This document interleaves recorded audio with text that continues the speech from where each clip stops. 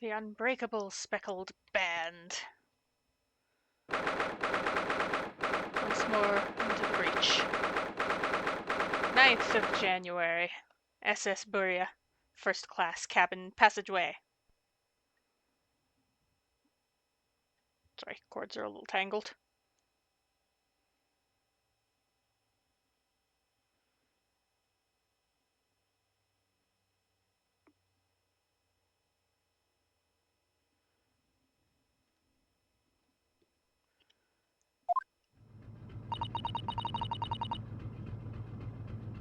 I wish we hadn't been thrown out like that. Oh, same. I wish we'd managed to find some clues as to what the Speckled band might be.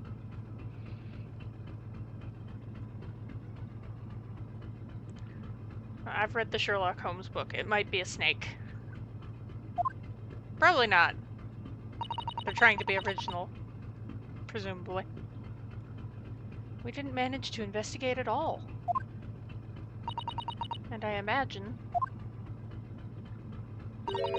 that we won't be able to for a while longer. We'll never get past that sailor guarding the door. He's clearly glaring at us, as if to say, don't even think about it.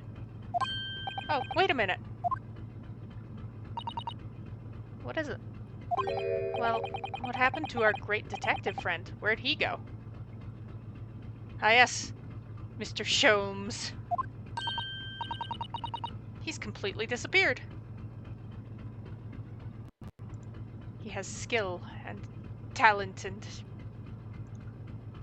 can vanish, I suppose. Very easily. Yeah, he keeps popping out of nowhere. He's a jump scare of a man. When did he do that? When you weren't looking, obviously.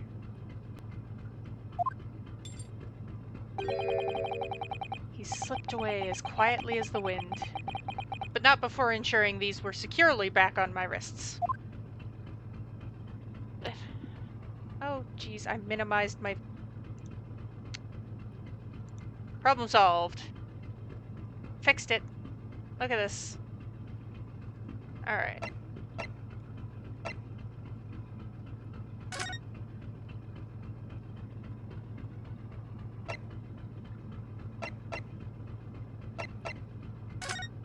Let's go back to Cosimo's cabin, I suppose. 9th January, SS Buria, first class, cabin number 1. Looks like they're still investigating in here. Yes, on that subject, I wonder if Inspector Hosonaga is unscathed. What do you mean, unscathed? Surely you haven't forgotten, have you, Naruhodo-san? Don't you remember what he said about allowing you out of this cabin to investigate? He was going to talk to the captain about it. He said he'd lay his life on the line for you. Oh. Yeah. But I'm sure he was exaggerating. Let's see what he has to say for himself. He might have some new information for us. Never know.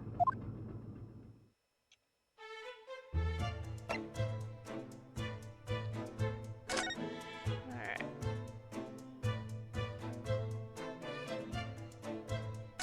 Right, it's this button. Hey, buddy! You good? You don't look good. Okay.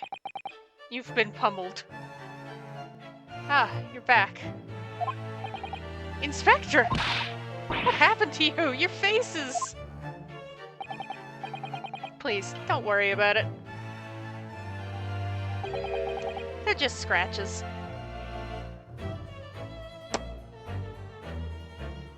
I see. Made by a bear, maybe?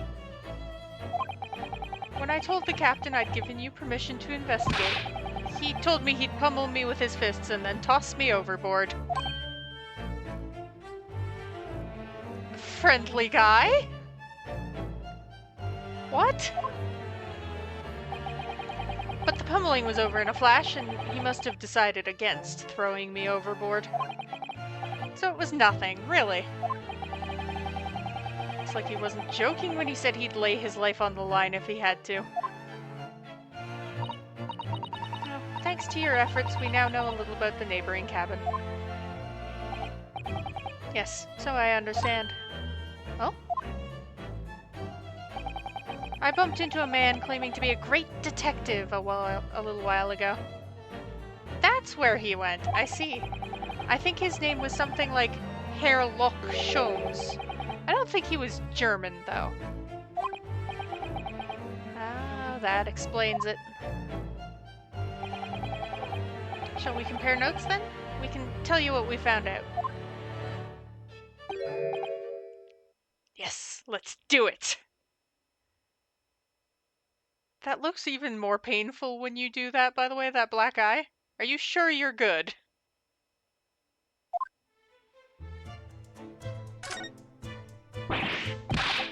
What? Nikolina Pavlova? She's in the cabin next door? Yes, in disguise. It's a secret shush. Oh, do you know who she is? Well, he probably has to. Please, what self-respecting ballet fan wouldn't know that graceful angel? Everything I learn about you makes me more concerned for your sanity. And your health. Oh, I think I upset him there. Well, that tells us the neighboring cabin is unrelated to the case, at least. How do you presume that it's completely unrelated? Oh, how? Because angels don't go around committing crimes, do they?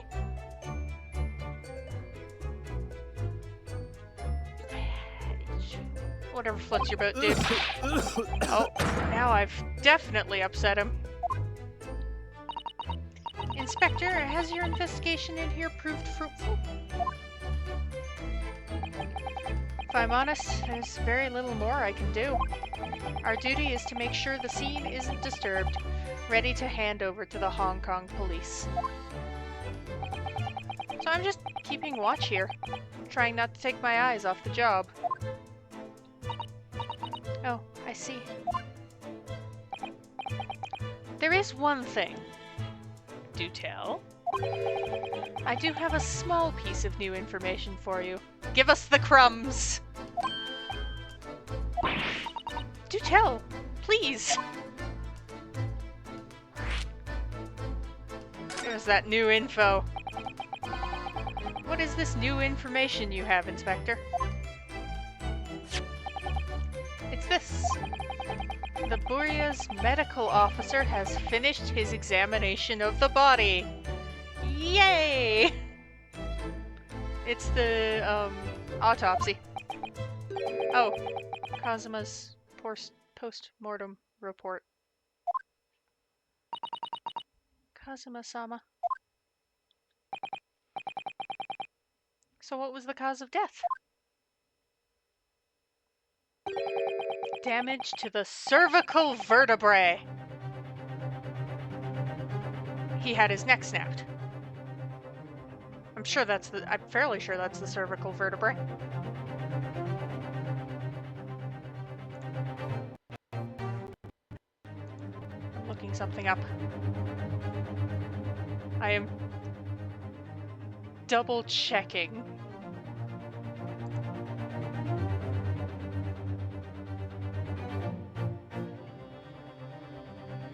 It's the neck!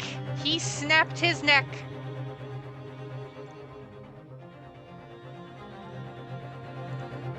First off, I'm impressed that I was correct. Too much true crime, I think. Anyway, his neck was broken? Yes, it would seem so. There were no obvious wounds or other signs of injury.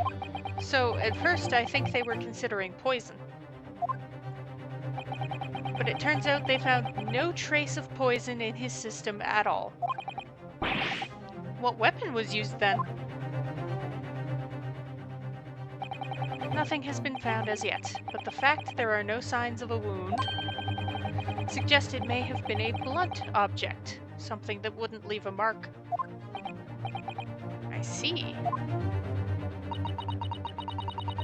All the body's root nerves run through the spine to the brain. A strong enough impact to the neck could induce death. And that death would be pretty fucking quick. In other words, I don't know if he would have had time to write a message if he had died that way. I mean, also, the message was in Russian, and I keep pointing this out, but it's in Russian. Kazuma and Ryunosuke do not Russian.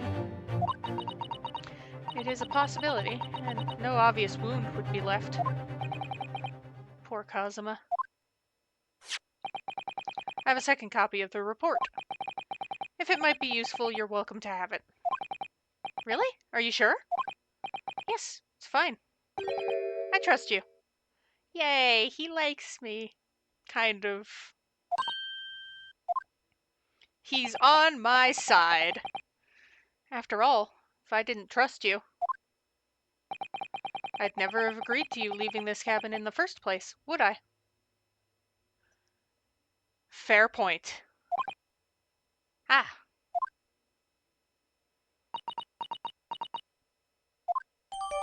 The post-mortem report has been entered into the crit record. I can words, it's fine. Tell us about Sholmes. Mr. Sholmes was here, was he? Yes. He seemed to be enjoying himself a little too much as he crept about the floor investigating. Then he suddenly left. I suppose he must have become bored. Did he say anything at all? Actually, now you mention it, yes. Just one thing, but he practically shouted it. It's shoe polish, was all he said. Shoe polish? Wonder what he meant. It was when he was over there, by the piece of broken glass. Do you see? Oh, with the streak. Perhaps he was talking about this brick-colored mark, do you think? Yes, that must be it. But how could Mr. Sholmes know that it's well, he was like right up next to it, so that leaves me cold, I'm afraid. I have no idea. He's a little gremlin of a detective man. What is it, Susato-san? Well, Kazuma-sama was wearing leather shoes with a very dark tan hue. Dark tan? A sort of dark brownish red, then. It's a little like the color of red wine, but darker. I often repaired them for him. Well, that's nice of you.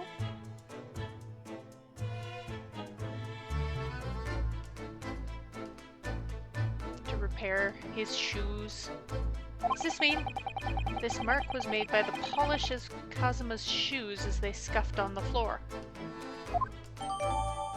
The mark on the floor has been entered into the court record. Woohoo! I love that. Right. A moment.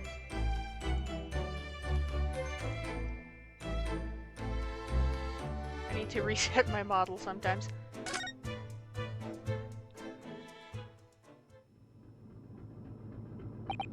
That's really all I can tell you at this stage. I should return to my post. My fellow crewmen's eyes are boring into the back of my head. That might be for the best. Thank you.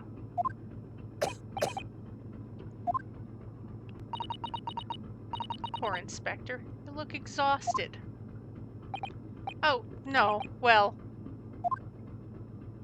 I feel terrible that I failed to protect Asogi-san.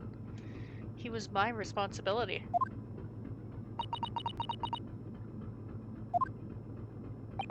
Of course, my pain is nothing compared to yours. You were his friends. The truth is, I seem to have had a heavy head ever since I woke up this morning. A heavy head? That's interesting. My head's still throbbing too. Oh, so we were both knocked out the night before, probably.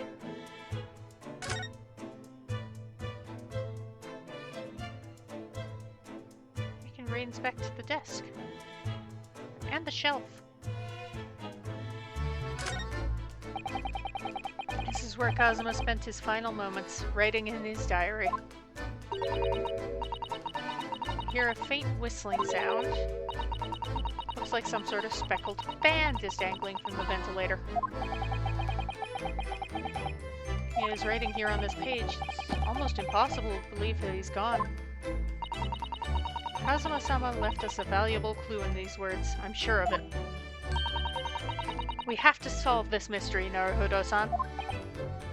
We will. Eventually, probably. It's gonna take a while. All the books provided for passengers occupying this cabin, neatly arranged on the shelf. They were all over the place when we first looked around, and you tidied them up. You have to look after the ship's property. Unruly behavior in the cabins leads to damage. It really wasn't me who knocked them over. Anyway, I feel much better now they're neatly lined up. I can't relax when things are untidy.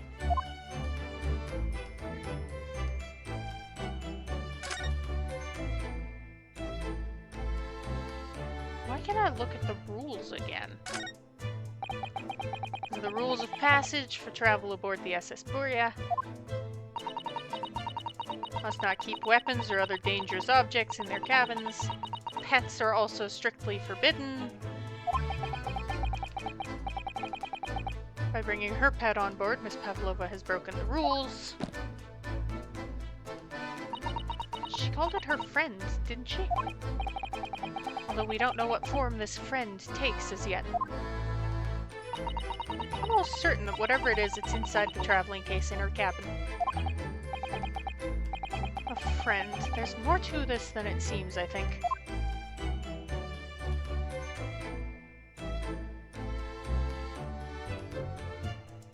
Alright, so, and, oh, you.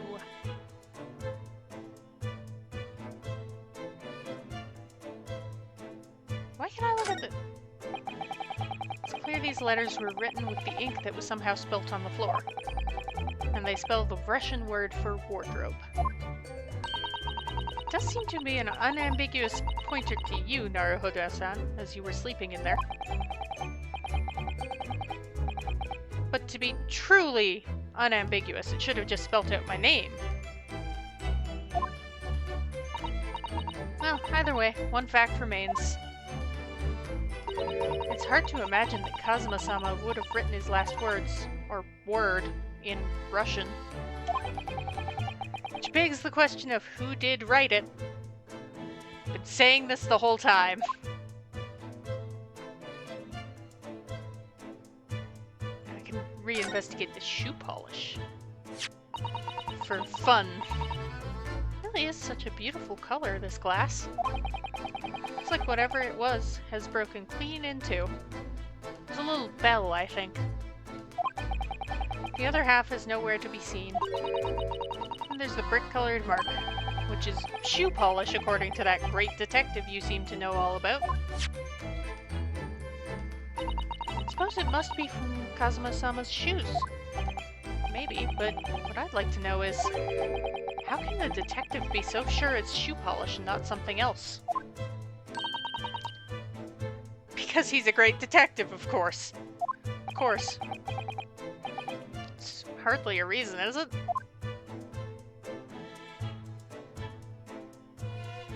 Hello, Mr. Sir. Are you going to accuse me of being a murderer again? You! Where did you go? Oh, sorry. I just went to the next door cabin to investigate. Why? Who gave you permission for this? Well, Seaman Hosonaga did? That new Japanese, was it? Later I will roll him into a ball and throw him in cold room. Okay, he's gone back to guarding the door. I hope Inspector Hosanaka doesn't find himself in too much trouble on our account. He's really gone out of his way to help us, hasn't he? Yeah, that's the point. When we get back to Japan, we'll have to take him for a steak at La Carnival. Of course. That could be a very long time from now, Naruhodo-san. Yes, it could.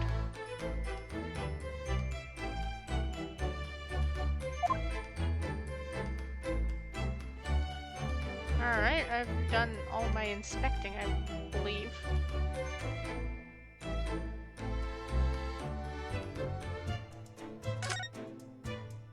Or rather, re-inspecting. Oh! The vent! So this ventilator joins to Miss Pavlova's cabin. That's right. And just a few minutes before he died, Cosmo saw something emerging from it. The speckled band, as he described it. If only Miss Pavlova had been able to shed some light on it, but she seemed as baffled as we are. Yes. I wonder if she's telling us everything, though. I'm not sure. I know most people aboard would say the same about me, but there was something about that woman that did not sit right with me. Entirely fair, in my opinion.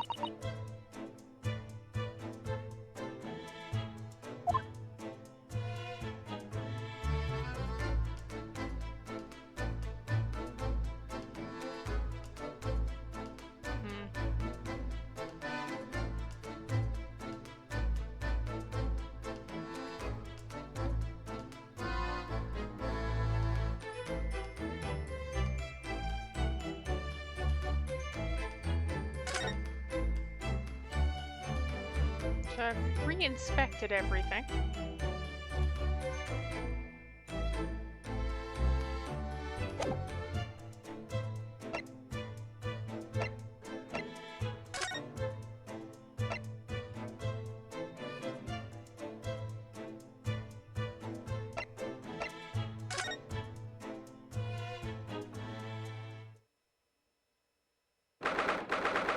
Passageway!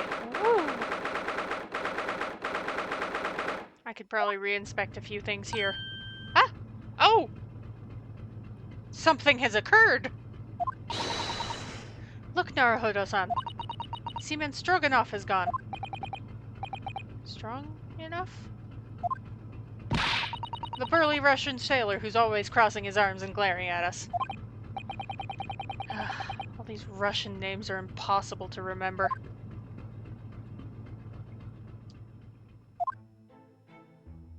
Tra-la-la.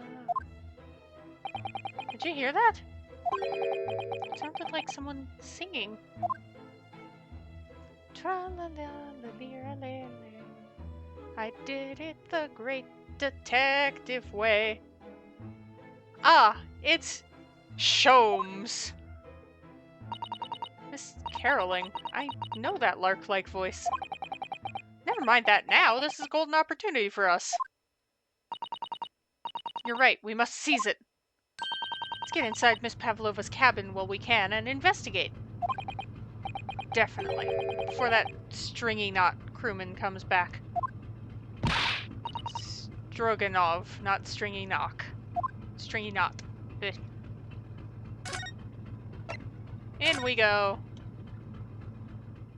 Stealth mode.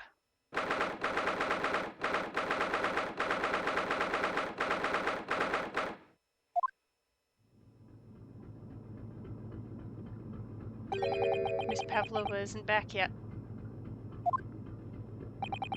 Sasato-san? Oh! Where's she gone? Hey, what are you doing? Those are her private things. It's not a moment to waste, Naruhodo-san. We must investigate as quickly as we can. I suppose you're right, for Cosmo's sake.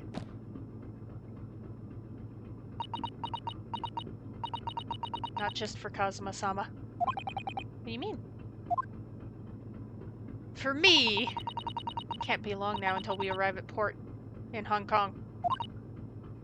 I don't want to be in those handcuffs when we get there.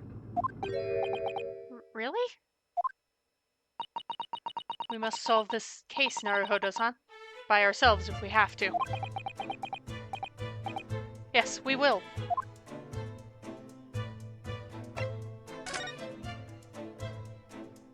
The thingy-majigger is open. Oh my! Miss Pavlova's case is open. It's completely empty inside. But according to the great detective's great deduction, she was hiding her special friend in there. Yes, a friend she had to keep secret. Because you're not allowed to bring animals aboard the SS Burya. What kind of animal she had in there? And more to the point, where is it now? Truly a mystery. Wonder what this little saucer is doing on the floor. Doesn't look like it's been dropped, more like it was put there deliberately. To put a snack on for the little friend. Do you think there could be a leak in the roof? Just a...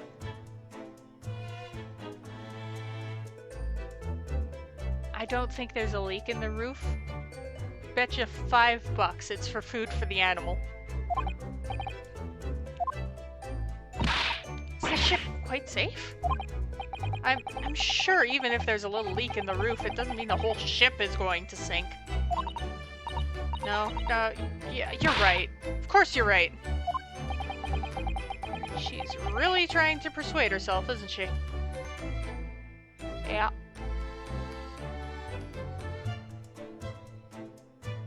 It's understandable, I think, that she's trying to persuade herself. Eek.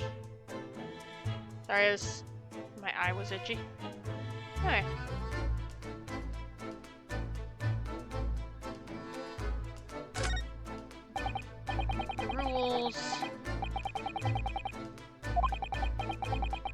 Passengers must not keep weapons or other dangerous objects. Pets are also forbidden.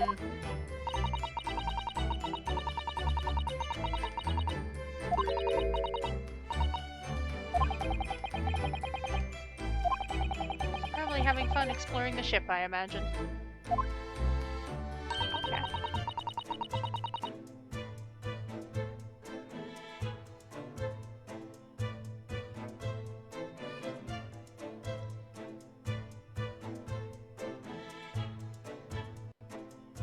Slightly better.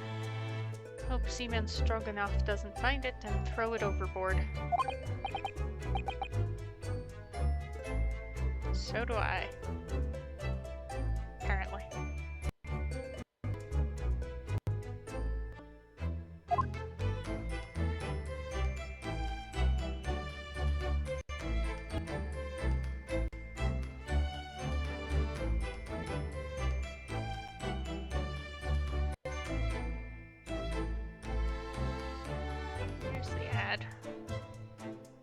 That's what I was expecting.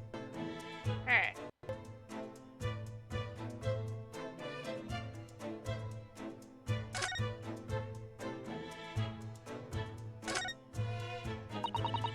See, this teapot is empty. So the natural conclusion is that the Russians are a very thirsty people. No, not quite. Or because Miss Pavlova only came into this cabin last night, she hasn't had the chance to make tea yet. Could be either.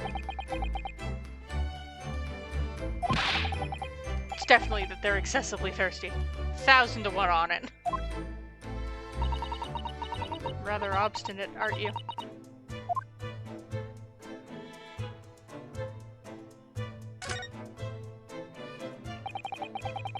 Books on the desk. Nothing else by the looks of it. Miss Pavlova only ran away from the ballet last night. She's hardly occupied this cabin for any time at all. It's true. I wonder what kind of books she likes to read. see. See, Miss Pavlova enjoys reading. Books written in Russian. Shock. Surprise. The Russian reads Russian books. Thanks. I think I probably already knew that. Is rude task too much of people, Naruhodo-san? Kindly remember that.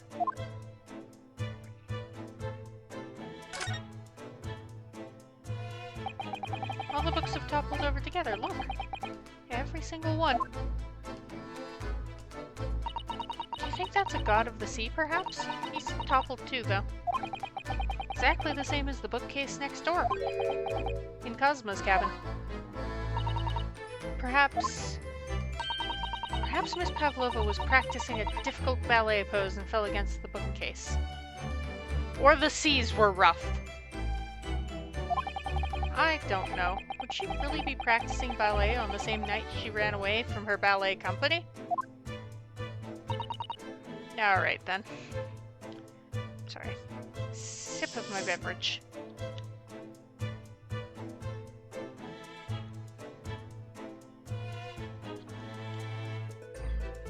Many, many words. Must have been you. You lost your temper and knocked them all. I wasn't even in this room. Susato-san, please. Not everything bad that happens on this ship is because of me, you know? Oh, anyway, I'll set them all straight again in here, too.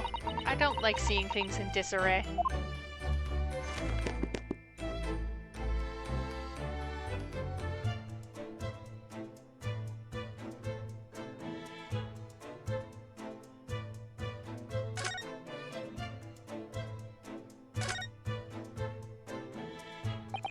Cabin door has the same simple sort of bolted latch that our cabin door has. With the bolts drawn across, there's no way anyone could enter the cabin from outside. It's not a particularly heavy-duty bolt, is it? But still, it wouldn't slide across on its own accord, would it? No, and the door is metal, so there's no chance of trickery using magnets to unbolt it from the outside. And it seals up perfectly, too, to stop any seawater coming in. So you couldn't use the method you told me of passing a thread through a crack around the closed door either. I seem to know a lot of tricks for opening doors. I'm starting to see why they suspect me.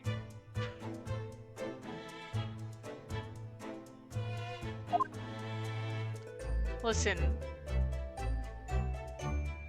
I listen to a lot of true crime and watch detective anime. I know just as many tricks for opening closed door. Naruhodo-san, are you there? Sorry? I'm right here, yes. Why? Oh, good. I thought you might have climbed into the wardrobe when I wasn't looking. There's no place like home.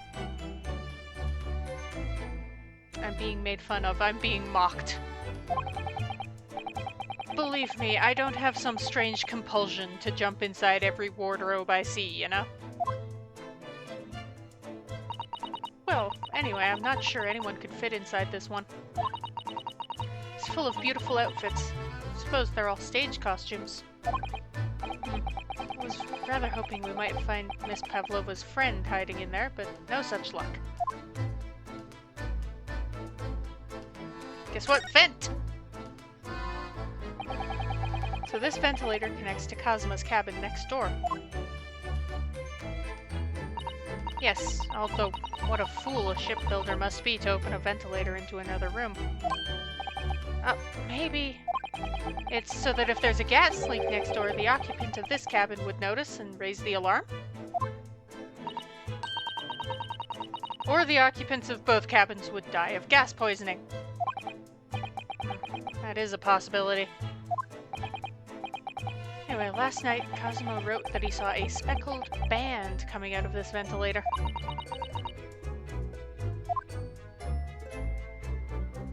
Okay. The bell pull. There's one of these next to the bed in Kazuma's cabin, too. It's a bell cord.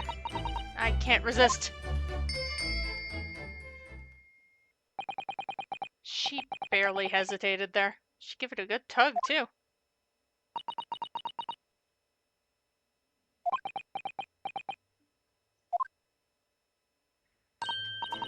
No, I didn't actually expect anyone to come. We don't want them to.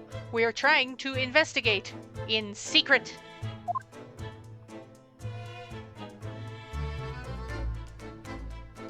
She's so bold.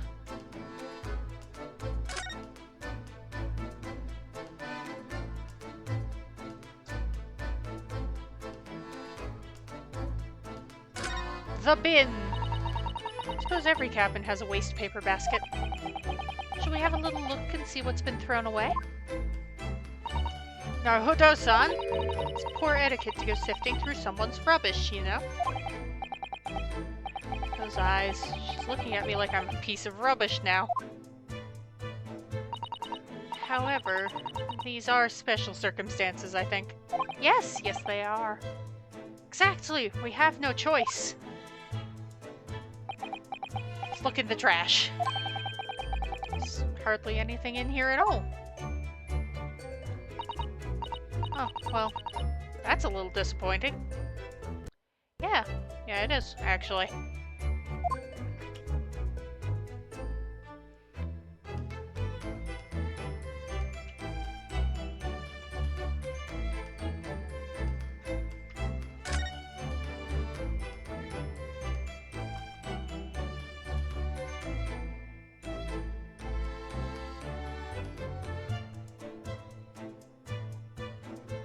Alright, that seems to be...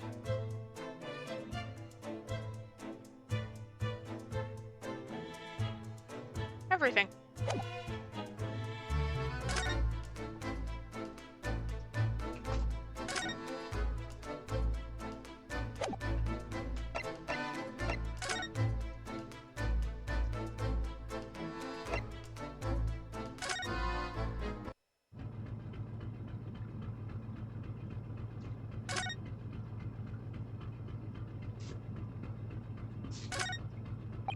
Miss Pavlova's cabin. This could be our chance to investigate.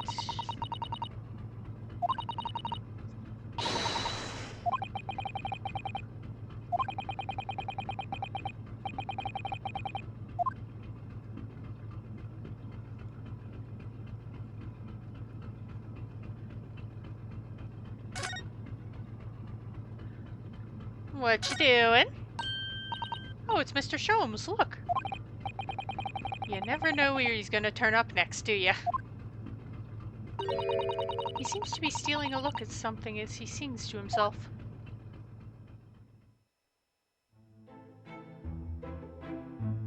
Tra-la-la, lira-lira-lay, I did it the great detective way.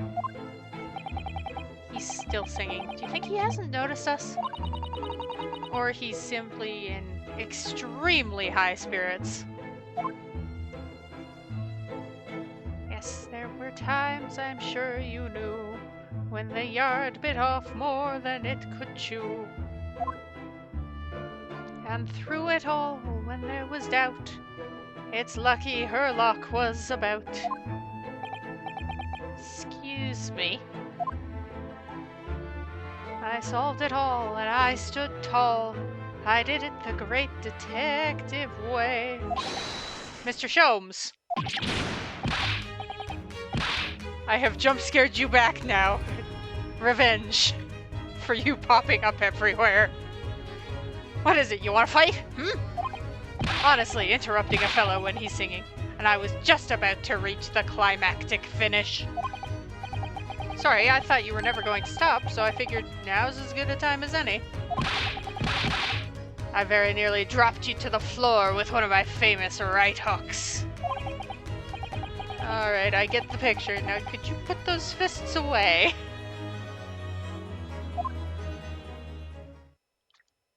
And we will have a civil conversation. Mr. Sholmes? You seemed to be examining something before we interrupted you. Ah, yes, that. I was immersed in study of the ship's log as penned by the stockily built crewman who's usually on guard here. Oh, yes, the ship's log. Did you find anything useful from it? Well, after 2 a.m. this morning, the majority of the entries are blank. Which means there was nothing to report. Nothing of note happened, so... He's laughing at me. Okay. You truly are a student from the land of the rising sun. You've been utterly blinded by it. Sorry? Your logic, my boy, is inverted.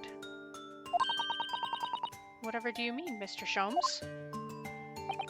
Observe the other pages and all shall become clear.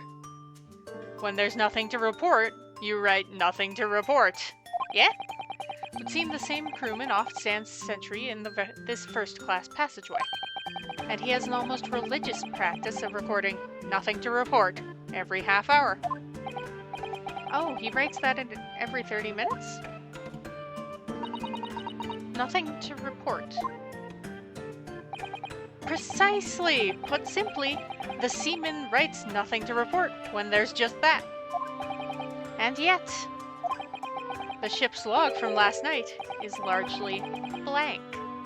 He didn't even write nothing to report. Do you mean...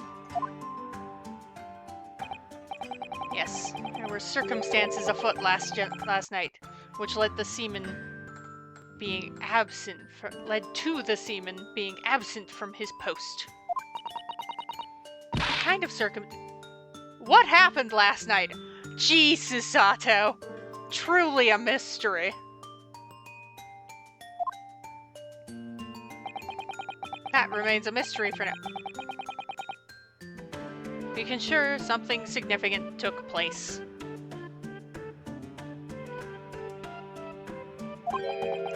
So significant, it caused the seaman to forget his regular habit of scribing nothing to report in the log. These are important details. I would stake my life on it. You must log the ship's log in your mental file. The ship's log has been entered into the court record. Ta-da! Now that deduction was worthy of a great detective. Ah, you're starting to understand what my way is, I see. What makes Sholmes, Sholmes. Brilliance!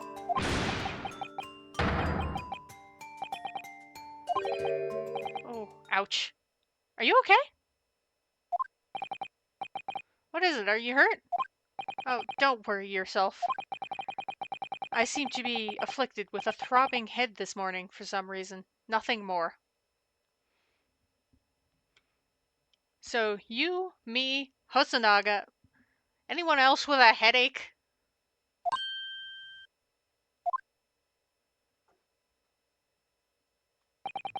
Well, my friends, until our next encounter. He's still singing to himself. I can hear it as he wanders off down the passageway.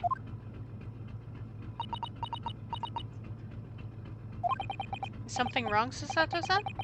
You seem lost in thought. It's just... well, I feel the same. Sorry?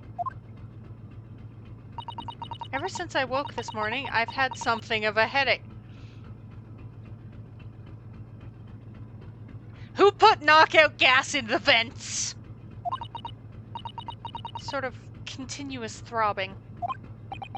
Oh, you do. I wonder if that's why the guy didn't write his reports, is because he also got knocked out.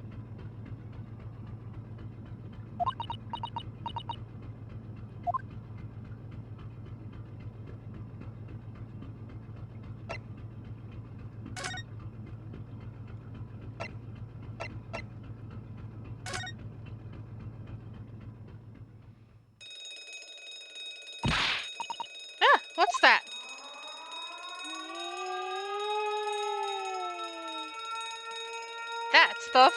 That's the alarm. Shut down the engines immediately. Vessel sighted a quarter mile 4. Full stop, hard to starboard, all hands, brace for impact. What the? I think we're about to crash into another ship.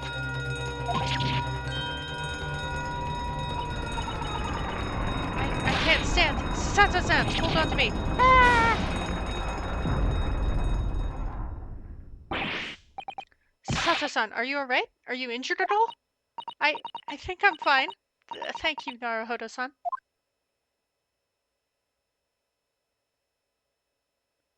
Oh, hey, look. Chaos. Looks like we avoided a collision. I think... Yes, the ship has come to a stop. Oh my goodness, what about you, Naruhodo-san? Are you hurt? No, I'm fine. Hello?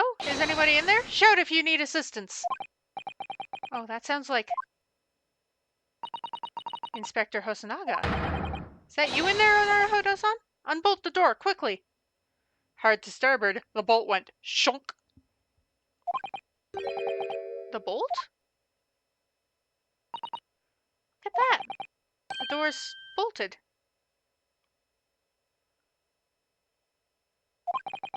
Did you do that, Susato-san?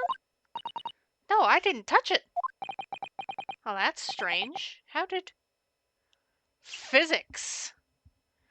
Oh, the ship did a hard starboard turn last night. After... Okay, I'm jumping to conclusions. Let's just figure things out. And look at all the books. They're just like they were before again. Naruhodo-san, aren't you going to open the door and let the inspector in? I'd better tidy this place up first. Our violent emergency stop had solved one mystery at least, in a very vivid way. But I knew that what awaited us on the other side of the cabin door would not be pleasant. I hurried around tidying up the cabin with a new sense of foreboding in my heart. To be continued, but I am not stopping just yet because it's only 2 in the afternoon. Save progress. I'm gonna save every time, just, you know, because. SS Buria, Miss Pavlova's cabin. Oh, it's not called Cabin 2 anymore. Somehow the door to the cabin we were in ended up bolted after we made an emergency stop. Susato-san took a deep breath and then gently slid back the bolt.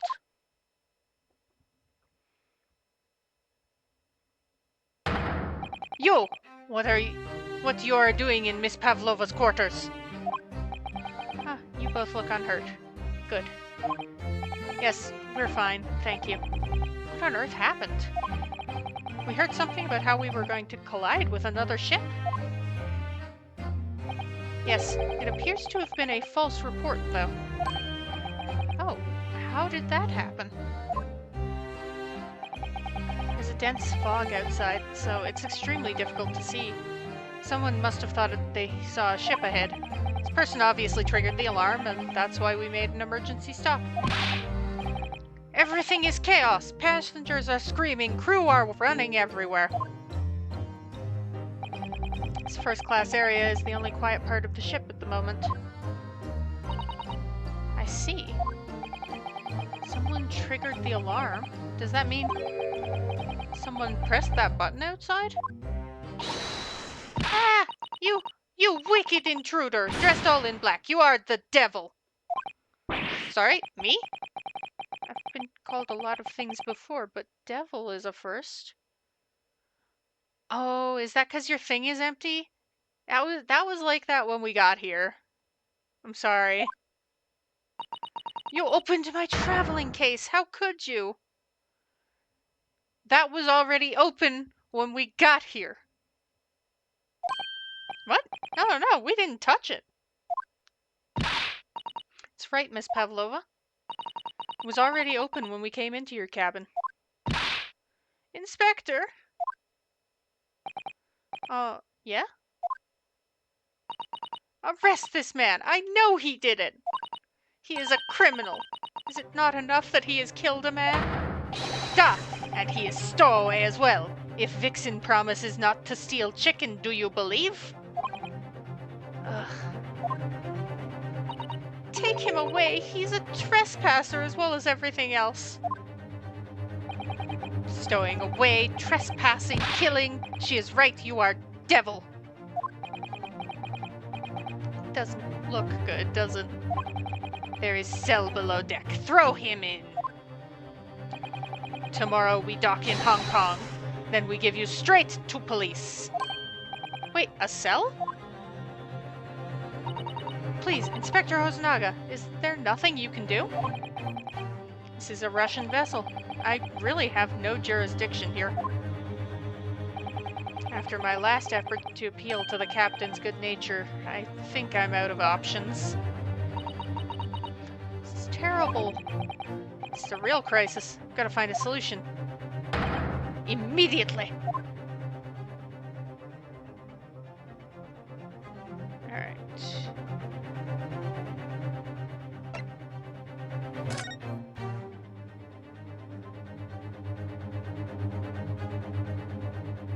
Just gonna examine everything.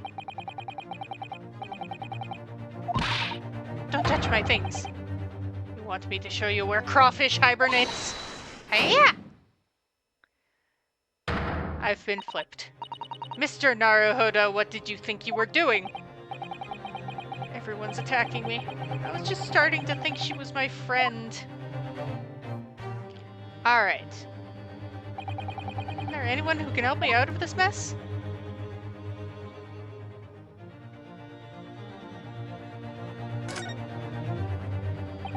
You've got yourself into a difficult situation here.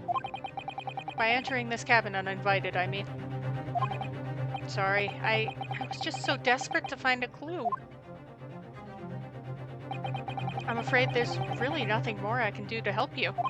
If I push my luck any further, a punch to the face will be the least of my worries. I'm really sorry. I have to take responsibility for giving you the freedom to investigate Miss Pavlova's cabin. Now this has happened, I'll have to report to the captain at once. I really need some help here. I need a savior to rescue me from this crisis.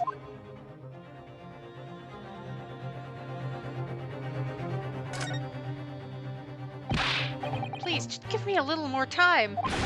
I do nothing for you, except show you way to ship's prison cell. Thanks, but no thanks. I'm innocent, I didn't kill anyone.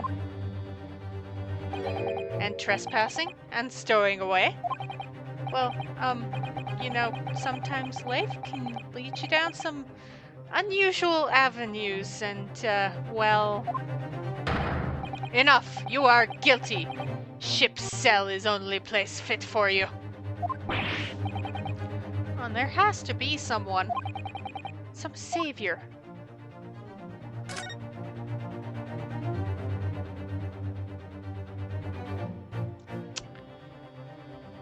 Oh. Yeah. Hello. I was like, it's not any of those three. Maybe, Sasato's on the other side here and I can talk to her. No. It's this gremlin. What the? What are you doing up there? Mr. Shom?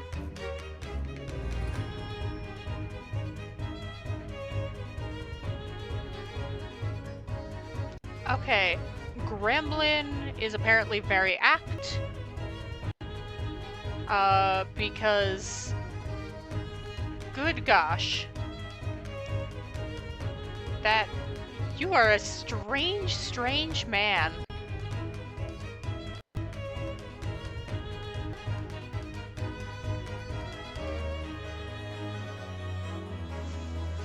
What are you doing?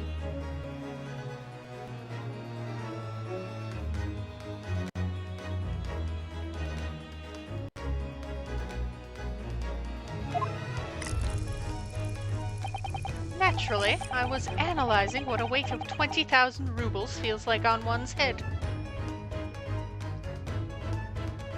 You're weird. Have I not told you that as a detective it is my business to know what others do not? This isn't mere tomfoolery, my boy. Oh, no, no, no. Well, why were you hanging from that hook, then? Isn't it obvious? To properly assess the weight of the 20,000 rubles, naturally.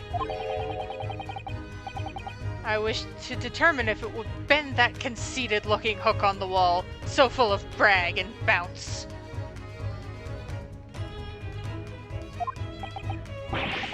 I'd never know whether to take this man seriously or not. Ah, you again, the great detective. Inspector, I confess I've been looking for you. I have something to report to you most urgently. Well, you might try looking for me somewhere other than a hook on the wall next time. What is to report? Speak! An urgent report from a great detective can mean but one thing. Yes. The case of the curious murder that took place last night here on this vessel, the steamship Burya, has been solved by me, naturally. What? Really? Yes, I have eliminated all other possibilities. No other explanations exist. So, allow me to illuminate all your minds. For I am about to reveal my great detective's greatly admired great deduction to the case. Okay. Ha! You have solved it? Even Hedgehog understands this case. We all knew who was responsible for killing Student Boy this morning when we found criminal in wardrobe. It is this stowaway, and he has handcuffs to prove it. I didn't do it! The trouble is, there doesn't appear to be anyone else who could have killed the victim. As everyone knows, the cabin door was bolted shut from the inside. Ah, but you see, we have solved that section of the mystery. Because of that hard-to-starboard moment earlier. And the books and the bolt both went. That means the culprit must be someone who was inside the cabin. It's what's called a locked room mystery in detective stories. Duh! Locked room! That is point! The room was locked. Thank you for your input. I can't deny that.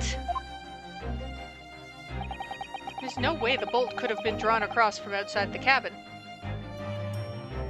It did not have to be. Ryunosuke, you just saw this. You're all quite mistaken. The cabin next door is not a so-called locked room at all. What? Oh yes, there is another entrance. An entrance used last night by the culprit in order to gain access to the cabin despite the bolted door. I really think there was a hard-to-starboard moment. What other entrance? We never discovered one. Vent. Aye, it gapes open-mouthed at you even as we speak. The ventilator man. The ventilator? Ha ha ha ha. You think this is funny? I cannot even put my arm through that. You have very thick arms, though. Let's be fair. You have very thick arms.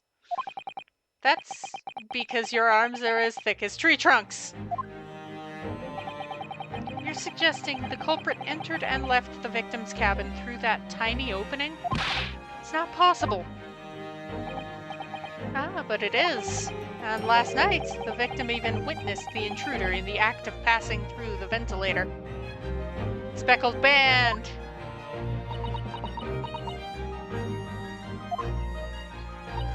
Mr. Sholmes, do you mean you referring to the words Kazuma-sama wrote in his diary? 1:23 a.m., I can hear a faint whistling sound. 1:35 a.m., what looks like some sort of speckled band is dangling from the ventilator.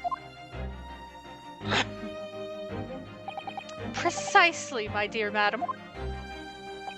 But what does it mean? What is this speckled band? Oh my gosh, was Sholmes the one who opened the traveling case? The answer to that particular conundrum is in this very cabin.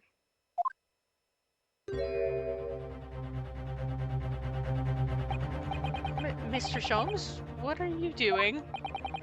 There is a distinct element of danger, but fear not, I am ready. What I am about to expose for you all to see will shock you to your cores. Behold. Yeah, what the? It's a snake.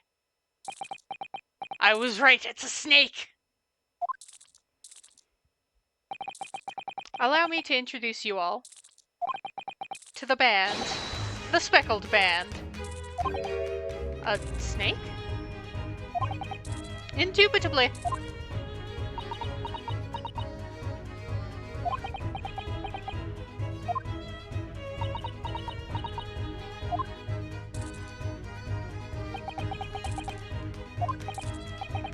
Mr. Sholmes, just one thing. Pray, what troubles you? Well, that snake isn't really speckled, is it? Looks more stripy, wouldn't you say?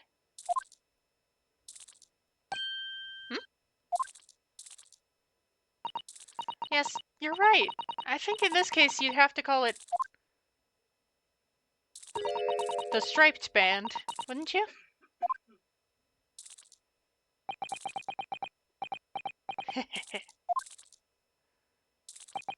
You both see and observe, with distinction. However,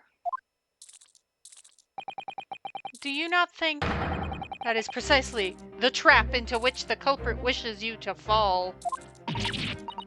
My goodness, really? It's a trap? How exactly? I think perhaps it is time I explained the intricacies of my train of thought. Are you ready, Miss Pavlova? I'm sorry for the young man who died, but that is all. His death has nothing to do with me. This whole thing is nothing to do with me. There are two conclusions I've drawn from the facts. Ooh, do we get to do another deduction? Last night, your friend infiltrated the victim's cabin. Huh.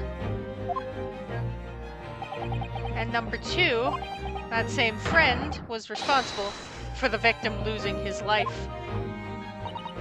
No. She's turned as white as a bowl of rice again. Sholmes must be right. He's hit the nail on the head.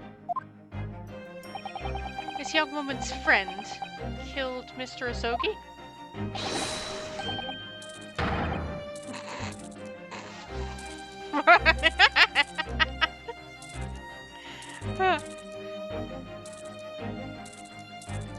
Okay.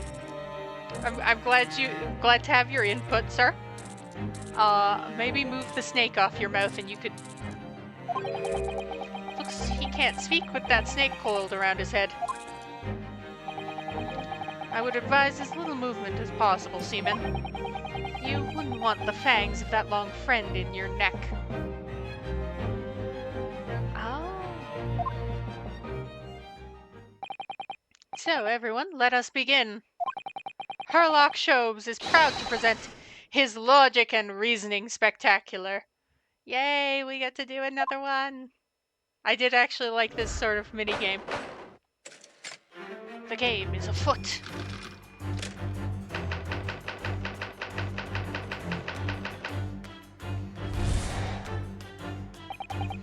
Miss Pavlova, moments ago you claimed the following. His death is nothing to do with me. This whole thing is nothing to do with me. Yet you cannot deceive yourself. when you recall those horrid events, your aching heart smarts with pain. It looked like more her aching hand. And it is that very pain that evidences your inextricable link to the victim's death. So we ask, what was the nature of this intruder that stole into the victim's cabin on that portentous night? One moment.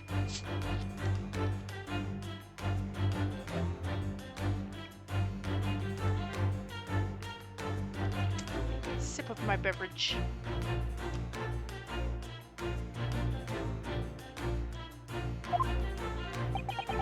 Why, naturally, it was the friend with which you boarded this vessel, was it not? Ah, as I suspected, another telltale glance. Without doubt, your friend is the writhing serpent we see before us. And yet, that fact leaves us in a quandary. The victim's written observations on the night in question tell of a speckled band, whereas regrettably, this specimen's markings do not fit that description in any way. Are you okay, Stroganoff? Are you good there, bud?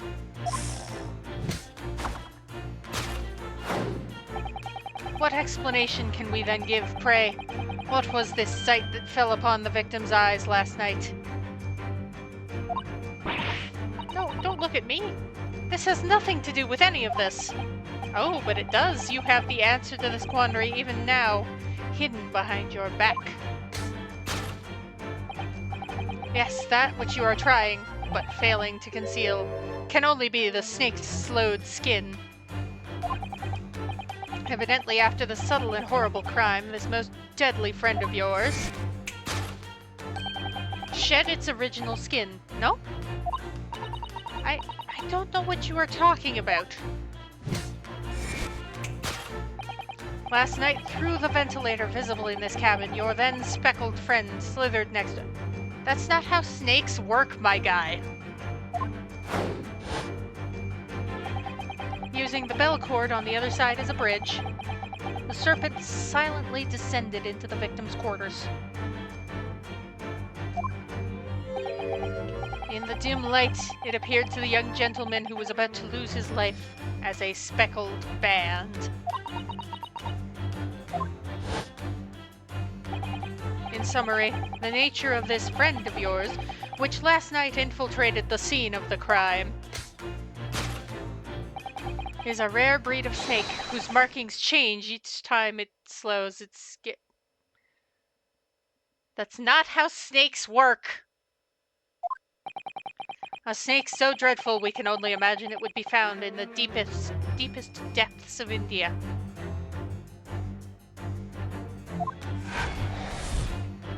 Okay. You're weird. How Mr. Asogi died. Moving on, we come to the heart of the matter, the grim demise of the victim. How did this young man lose his life, and why? According to the data of which I have been apprised, it would appear there were no visible signs of injury.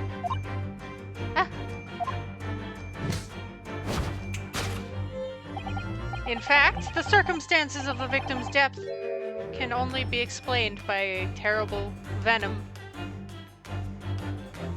Cervical vertebrae, my guy. Cervical vertebrae. Now, if we take that as fact, we can reasonably imagine there remains evidence to affirm it in the scene of the crime. Oh no, could there be?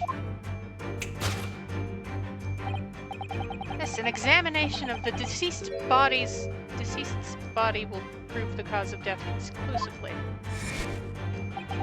The almost but not quite imperceptible puncture wounds left by the venomous fangs will seal the truth. The vestiges of the snake bite delivered by your terrifying friend. Incorrect! This makes no sense. There's no point feigning ignorance, Miss Pavlova. After the incident, you endeavored to hide everything, didn't you? But now your involuntary glance betrays the hiding place you chose. That's right, you hid the evidence that links you to the victim's death in that traveling.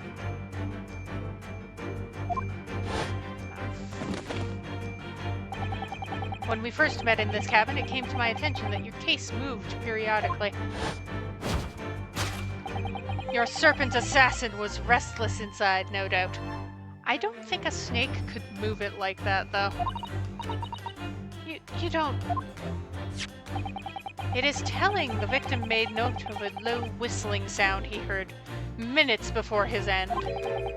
Was your signal, was it not? The sound you'd used to train your serpent friend.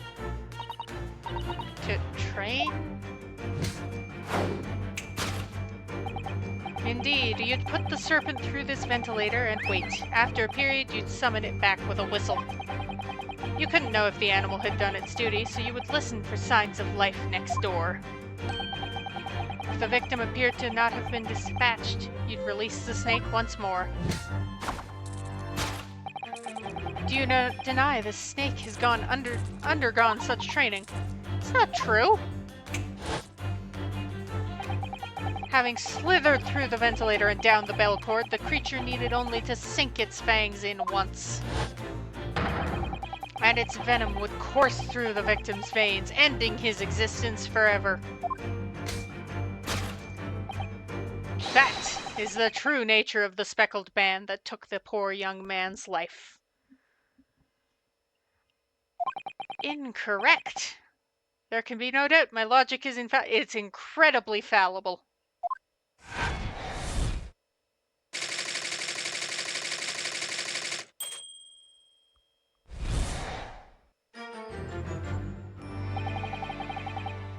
Thus concludes Herlock Sholmes' great deduction of the speckled band.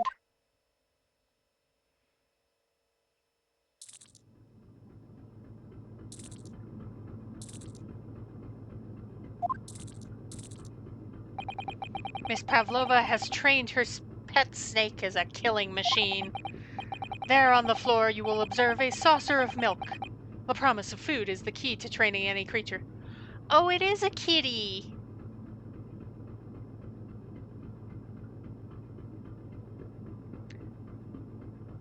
Not the snake. There is another creature on board. The snake belongs to Strong Enough.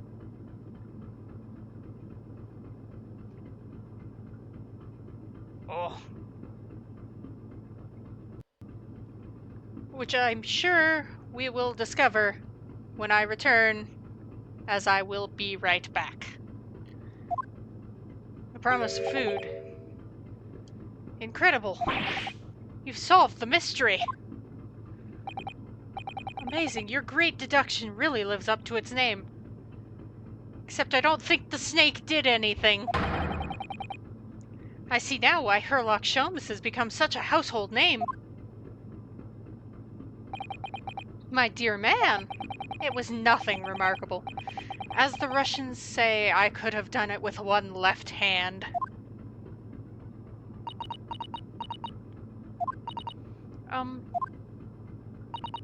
Could I venture an opinion, Mr. Sholmes? But of course, what's on your mind? It's just about your deductions before. Some things don't quite make sense to me. I welcome questions as to my method, and I will answer both loudly and proudly. Oh, well, good. First of all, snakes are egg-laying creatures, part of the reptile family. You are well informed, madam.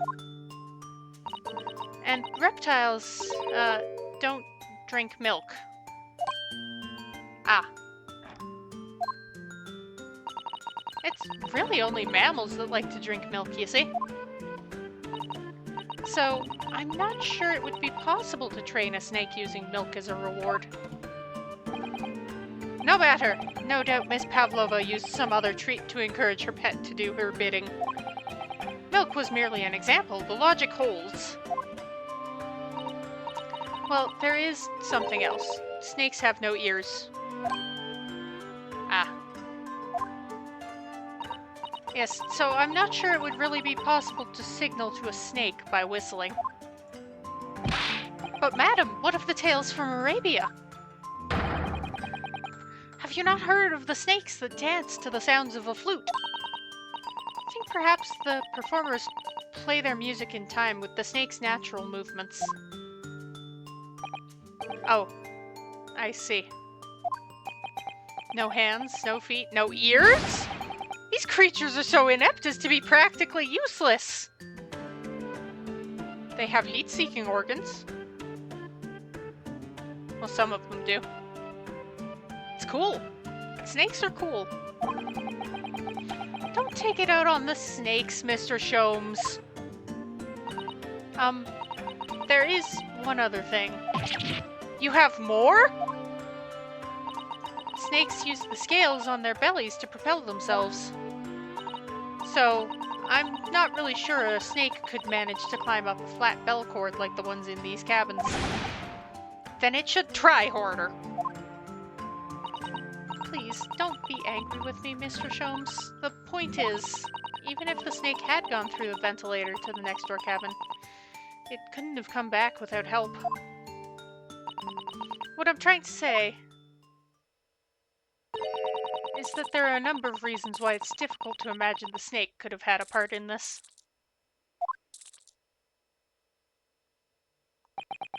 Oh, he's so sad now. Poor guy.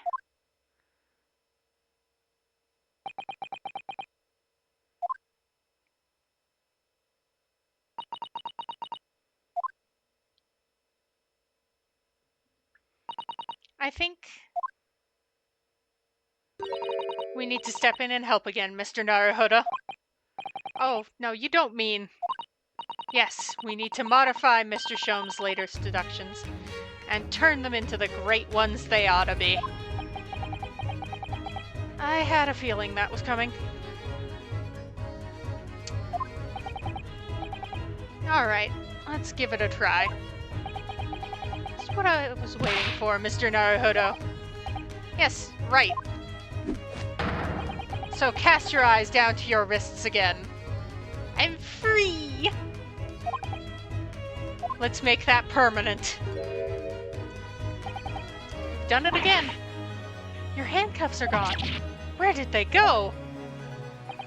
Fear not, I shall see they're restored after our work is done. I really wish you'd leave them off.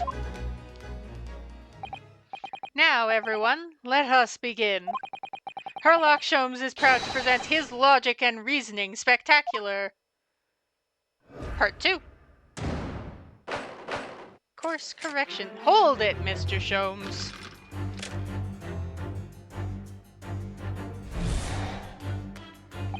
Miss Pavlova, moments ago you claimed the following. His death is nothing to do with me. The whole thing is nothing to do with me. Yet you cannot deceive yourself. When you recall those horrid events, your aching heart smarts with pain. She does have a pained expression on her face. That's true. She looks as though Kazuma-sama's death is weighing heavily on her mind. But you're not sure Mr. Sholmes has read her quite correctly, is that it? Could there be some other way to interpret her expression then? Let's take a moment and really look closely at Miss Pavlova.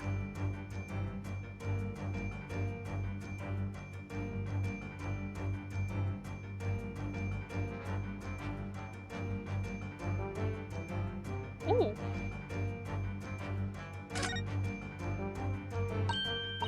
Naruhodo-san, look! That looks like a very painful wound. Looks like a scratch made by some kind of small animal. Fairly recent, too. Whatever scratched her doesn't appear to be around here. Oh, right. X to present. Yes!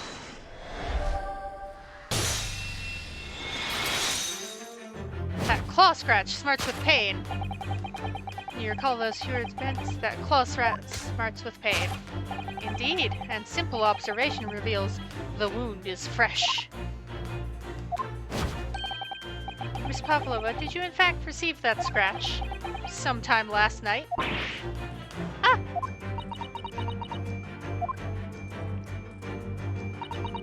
When I think about the young man who died next door, I feel so sad. And when I am sad, the pain from this wound is worse. And it is that very pain that evidences your inextricable link to the victim's death. So we ask, what was the nature of this intruder that stole into the victim's cabin on that portentous night? I still say it's a cat of some variety. It was the friend with which you boarded this vessel, was it not? As I suspected, another telltale glance. Without doubt, your friend is the writhing serpent we see before us. It seems likely the scratch mark on the back of Miss Pavlova's hand was made by this friend of hers, doesn't it? Except snakes don't have claws, do they? No, they don't. They don't even have hands or feet on which claws might grow. Well then, if that snake isn't her pet, what is? What's the true identity of this friend of hers? We should follow her gaze, Naruhodo-san.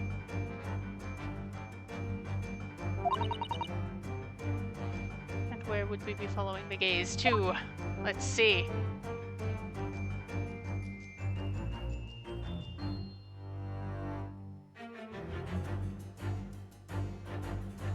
The foot. It's a kitty! We have a kitty cat. Look at the photograph in this frame. This must be something Miss Pavlova brought with her when she ran away. I inspected, I didn't present. I'm silly. It's the little black creature she's holding that's got my eye. Kitty! Yes!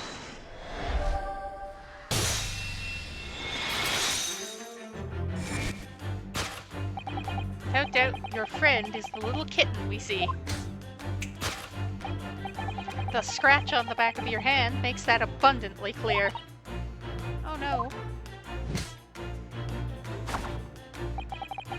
The whereabouts of this black kitten isn't clear, but what's clear is that you brought the animal with you when you ran away, didn't you? Bag!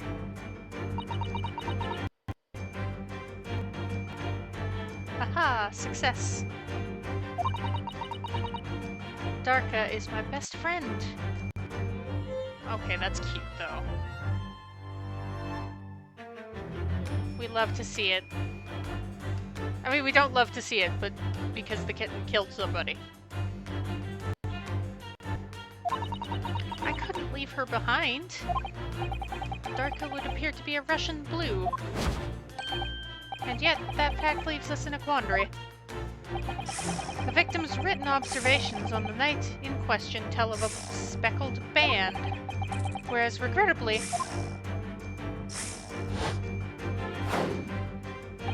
this specimen's markings do not fit that description in any way.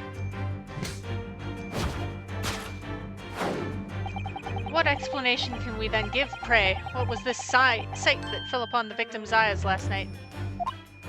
No, don't look at me. This has nothing to do with any of this. Oh, but it does. You have the answer to this quandary even now, hidden behind your back. That which you are trying but failing to conceal can only be it's not the snake's skin. See that? She just took something out of her pocket and hid it behind her back. If she just left it in her pocket, no one would ever have known. Ploys like that are Mr. Shom's specialty. He's ever so cleverly forced her to reveal something. I thought deduction was his specialty. Or maybe making me believe that was a ploy too. Anyway, I find it hard to believe that's the skin of a snake. In which case, what is Miss Pavlova hiding behind her back?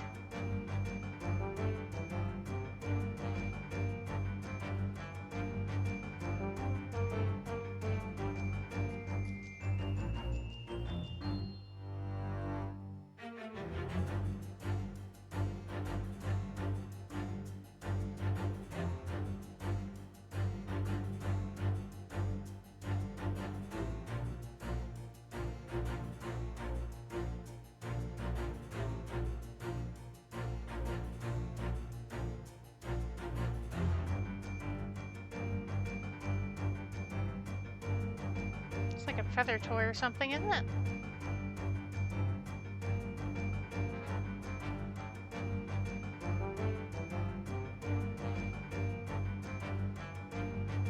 That's not snakeskin, though.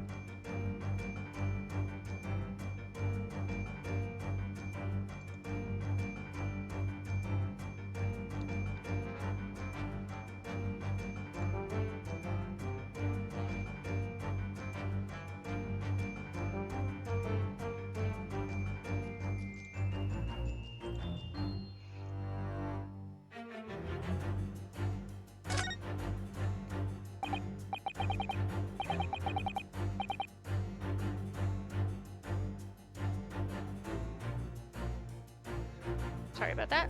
It is speckled and it is a band, but what is it? It seems to be soft and fluffy. A long piece of cloth of some sort. And that looks like a handle at one end. I think it may be a cat toy. This sort of thing is common in the West, apparently. How is that a toy for cats? Well, you see, you dangle it in front of the cat and you wiggle it around. The cat goes, "Yay, prey!" Cats like to chase the band around and paw at it. Kittens in particular love that sort of play. You only need to wave it in front of them and they pounce to catch it. That sounds positively adorable. Yes!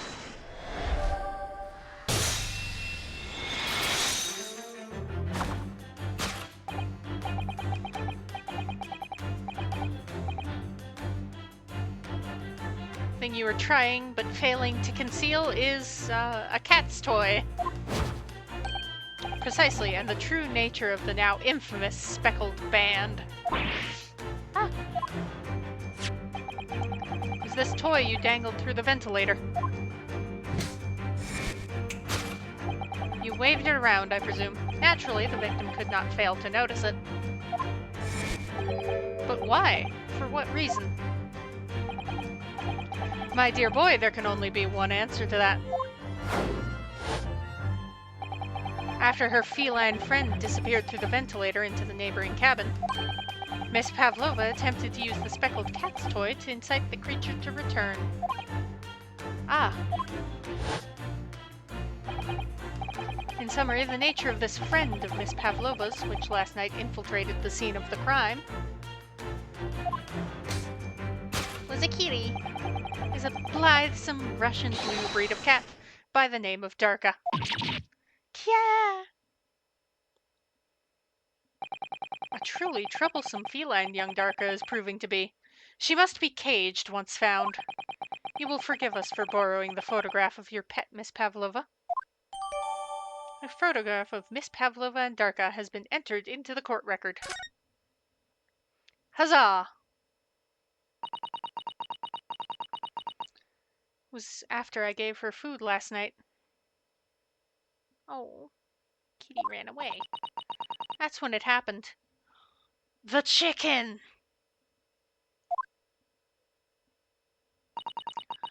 That's how it ended up. I am connecting the dots. She scratched the back of my head, then ran up the bell cord. Before I could do anything, she had disappeared through the ventilator. Darka, she is so naughty. Naughty little kitten. It's not a snake, it's a kitty. How Mr. Asogi died. He did not die by a venomous snake bite. Moving on, we come to the heart of the matter, the grim demise of the victim. How did this young man lose his life, and why? According to the data of which I have been apprised, it would appear there were no visible signs of injury.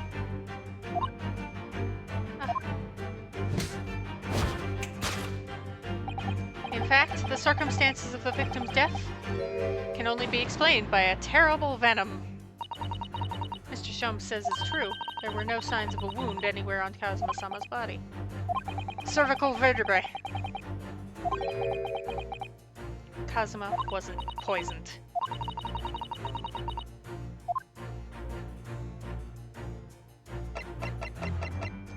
Yes!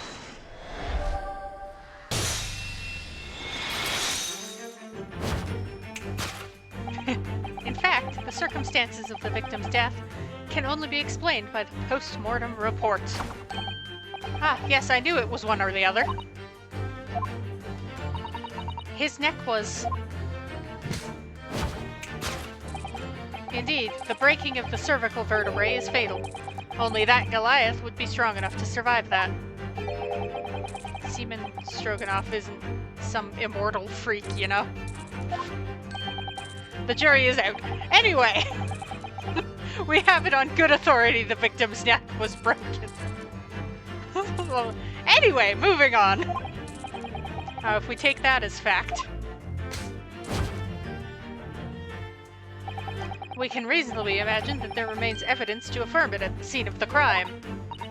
Oh no, could there be? Yes, an examination of the deceased's body will prove the cause of death conclusively.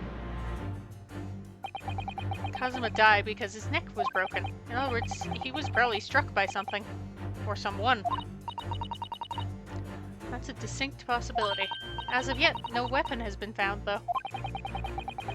Presumably Durka didn't silently creep up behind Kazuma and deal him a fatal blow. I suppose it's possible he had a fall and hit the ground awkwardly. Could have been a terrible act of misfortune that he broke his neck completely by accident. Oh yeah, a bad fall could explain it.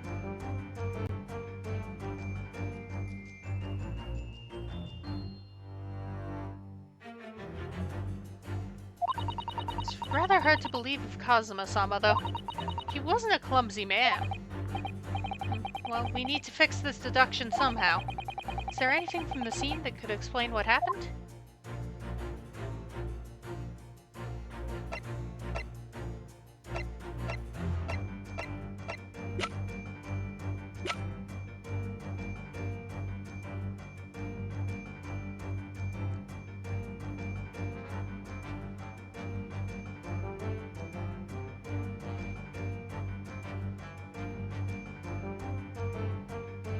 Yeah, probably.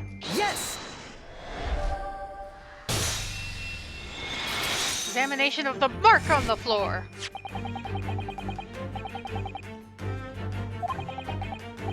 This particular mark, so prominently visible next to the victim's body, is a deposit of shoe polish. Shoe polish? Indeed, positively identified by a little analysis device I constructed, which I carry now as a matter of course. Beeswax, tallow, and dye were my results. The undeniable ingredients of shoe polish. And the color of the polish is a perfect match to the color of Mr. Asogi's laced leather shoes. Let's get dramatic here. Looking at this mark, it's not hard to imagine what happened. For some reason, Mr. Asogi must have caught his foot at that point on the floor and tripped.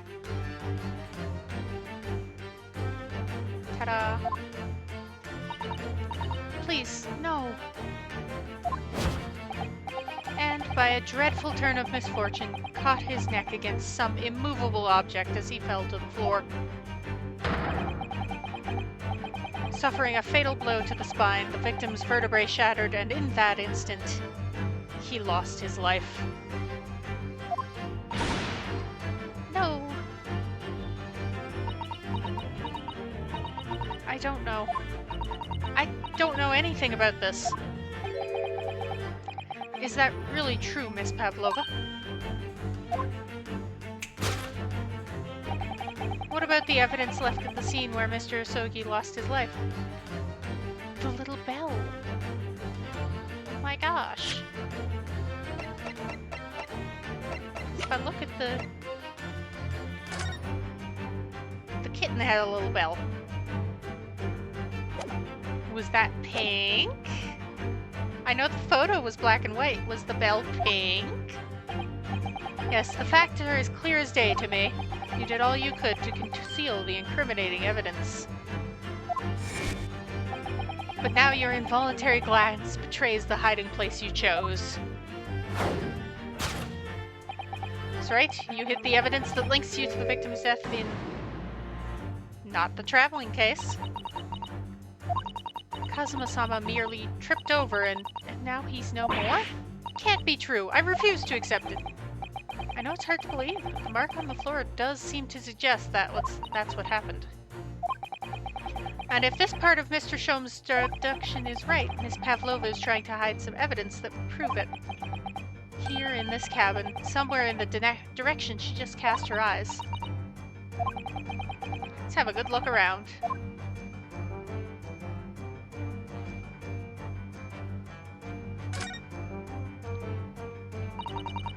In the bin.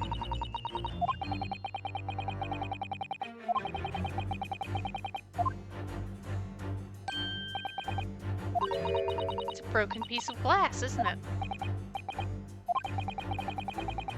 I feel like I've seen it somewhere before. Perhaps it's more than your mind simply playing tricks on you. Yes!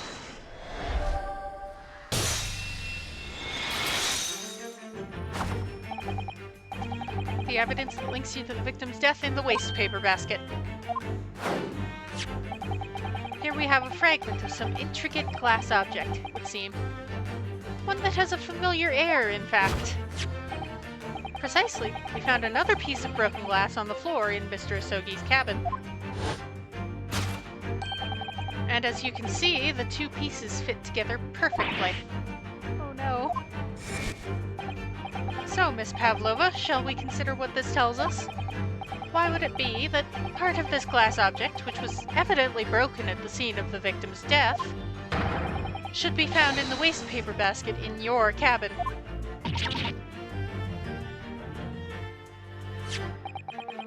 You're well acquainted with this glass bell, are you not? I don't know if that hushed Russian accent of yours won't save you this time, dear girl. Why? Because we have conclusive evidence linking you to the bell in question. Take it away, Mr. Naruhodo. Yes. The evidence linking Miss Pavlova and the little glass bell would be... the picture! Yes! If you look at this photograph, you can clearly see, hanging from Durga's collar, the very glass bell in question.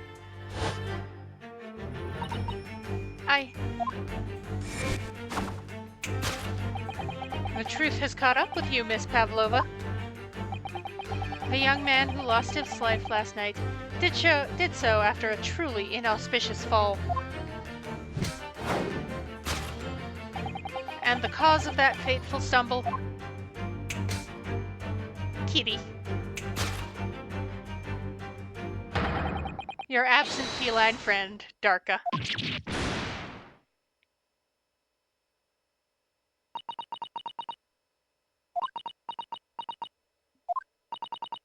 I couldn't tell anyone.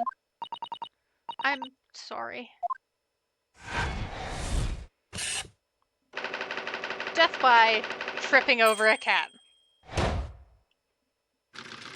That is, in fact, inauspicious. Elementary. I've done it. I've solved the mystery. I've connected the two dots. Why don't you tell us now, Miss Pavlova? Tell us exactly what happened last night.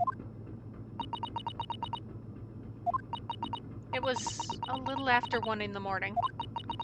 It was so late, but I hadn't had time to feed Durga, so I gave her some food. And then, all of a sudden, she scratched me and jumped out of my hands. People do say that cats become very anxious and nervous in new environments.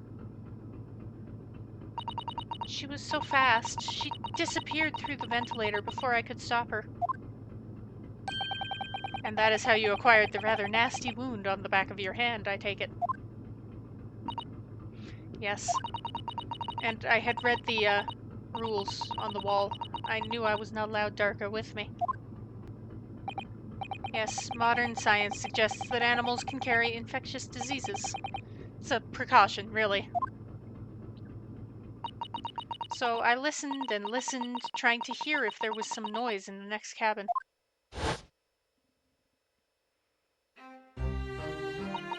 It was very quiet. I was sure if someone was there, he must be sleeping. So at that point, you thought it safe to try to lure the kitten back again? By dangling the end of the toy through the ventilator and into the adjoining cabin? Darka always loved this toy, but it didn't work. Nothing worked. I tried using her favorite toy, I tried whistling to her softly, but nothing. She didn't return. So the faint whistling sound Cosmo wrote about in his diary was Miss Pavlova trying to retrieve her pet. Cats have a propensity to remain hidden in the shadows when frightened. Yes, so there was nothing else I could do. I just had to wait until she calmed down. But then...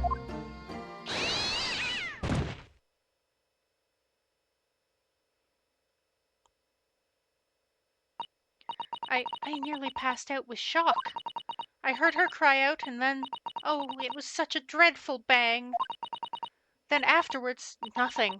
It was totally silent. Cosimo was.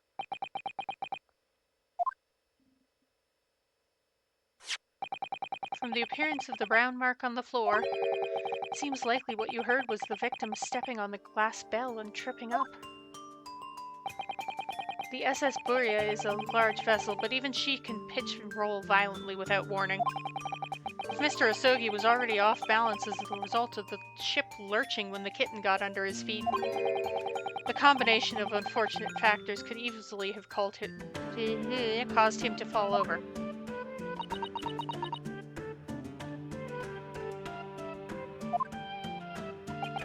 But what became of the kitten afterwards?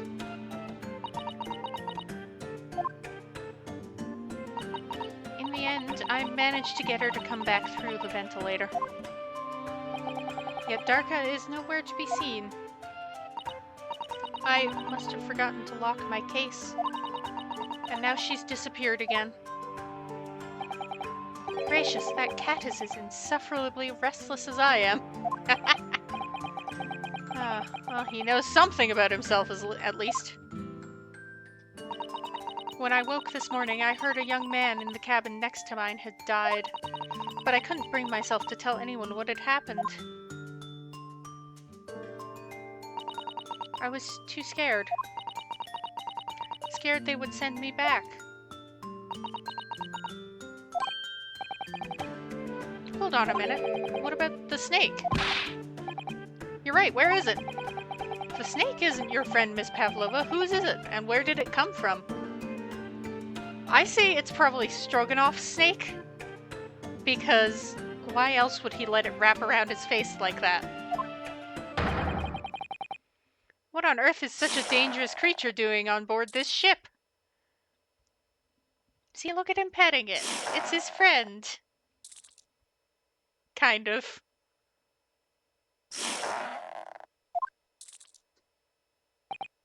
Oh, I didn't say? Snake is my friend. His name is Piroshko.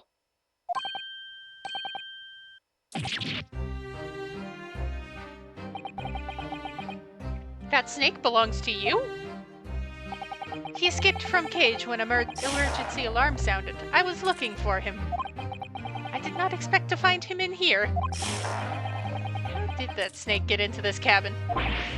But animals are not permitted on board. Ha!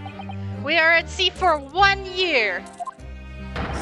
You want to be so long without close friends? Without someone who understands? Couldn't you find someone a little more human who understands you better? My dearly burly fellow. A gargantuan venomous snake? Surely you can appreciate the danger you're putting everyone in. No venom. Piroshko does not have venom. He is harmless. Very long, but very gentle. He is adorable, like Granny. It's venomless? Yes, now he is hungry, so he is in bad mood. But once I feed him, you will see big smile. And you feed him. What? Milk, I suppose? Ha! Like they say milk... They milk chickens? Ridiculous. Snakes that drink milk are only in stupid stories.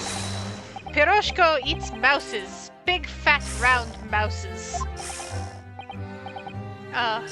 So... Is that what the mousetrap in the passageway out there is for? Of course! How else can I catch my friend's favorite food? Nothing says top of the food chain like the look in their eyes right now.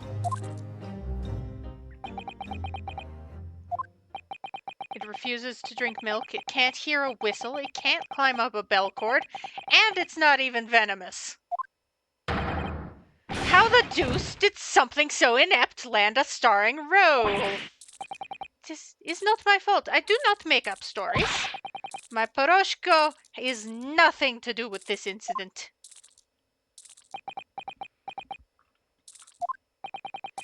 So that's what happened.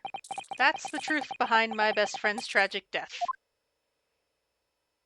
He tripped over a kitten.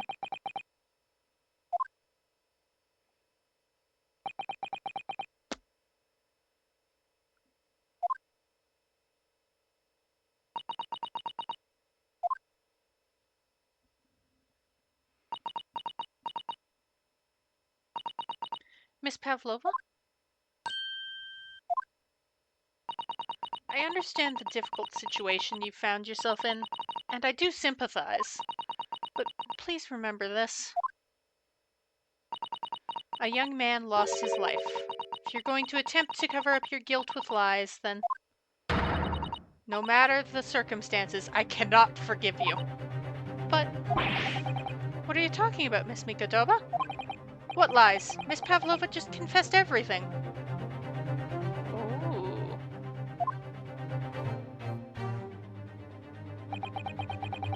It's just a series of unfortunate events. An accident.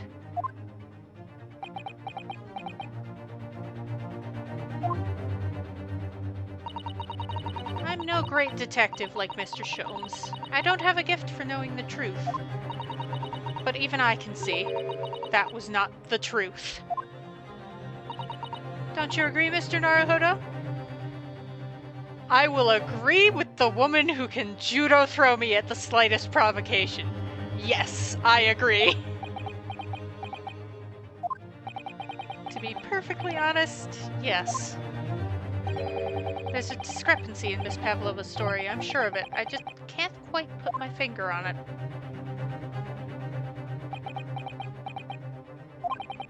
I confess, I was intending to let Scotland Yard deal with any outstanding issues on this matter.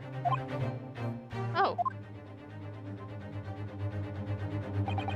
I am only present here for a very specific reason. The truth is, you, Mr. Naruhodo, are simply a distraction. A distraction? I do hope you've not been finding your shackles too uncomfortable. Oh, they're back on. Especially as they're on your wrist as a result of my intervention. I was rather hoping I could resolve matters before we made our next port call. You were, Mr. Sholmes? Yes, but I overlooked one important detail. The deceased young man was a very close companion of yours. Was he not? Yes. Kazuma was my closest friend. I owed him my freedom, even.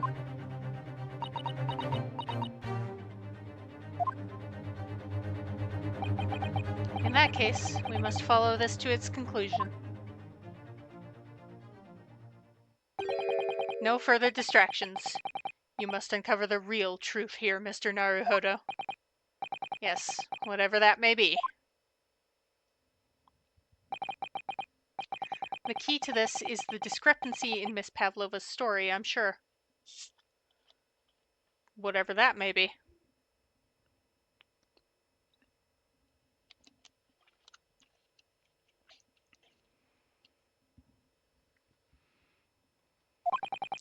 If I can chase that down, maybe the truth will become clear. The truth about how you really died. About how that scene in your cabin really came to be.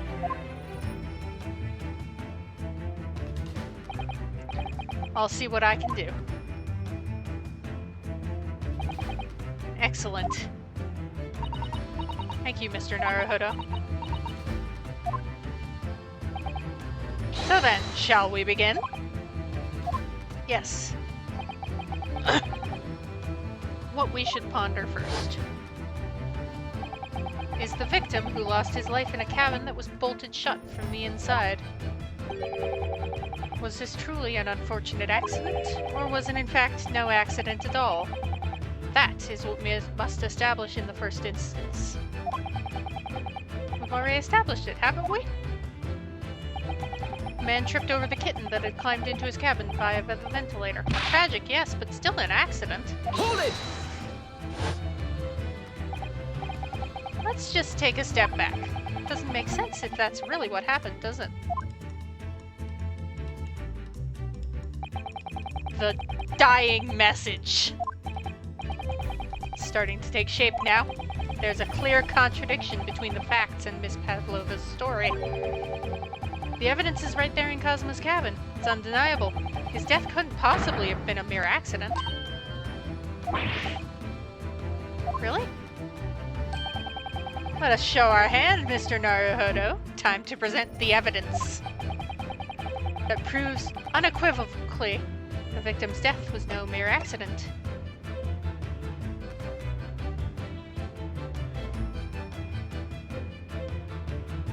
Yes! The truth is clearly recorded in this photographic print. There's no way Mr. Asogi could have left this message on the floor. That script is Russian. Indeed it is. The word written means wardrobe. I see what you mean. Most people would leave a dying message in their native language, Japanese in this case. But maybe he was studying Russian. It is a simple language. He could have picked it up very fast. That doesn't seem likely. That's actually not the point. Makes no difference whether he knew Russian or not. Sorry? What do you mean? Exactly what I said before. There's no way Mr. Asogi could have left this message on the floor. And the reason why is clearly explained here. Damage to the cervical vertebrae, resulting in instant death.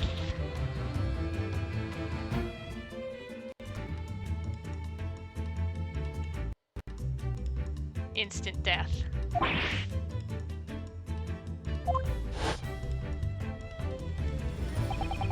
Which means after the victim fell to the floor, he couldn't possibly have written anything. Because he was dead.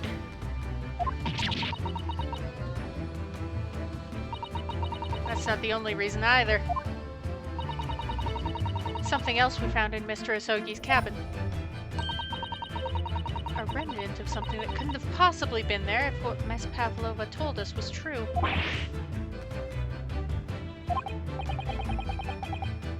Susato-san has noticed it too, then.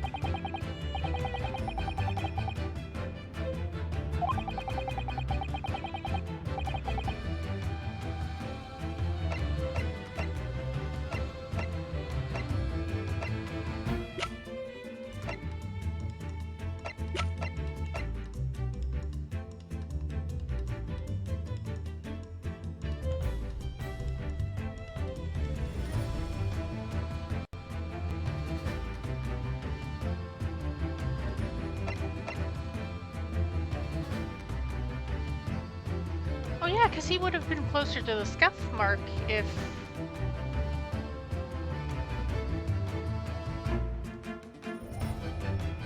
Yes!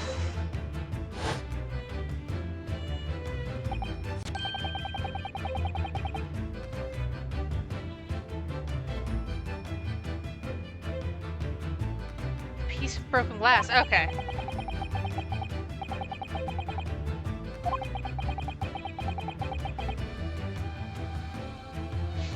Broken in half when the victim tripped. So we have a satisfactory. How did the other half get back?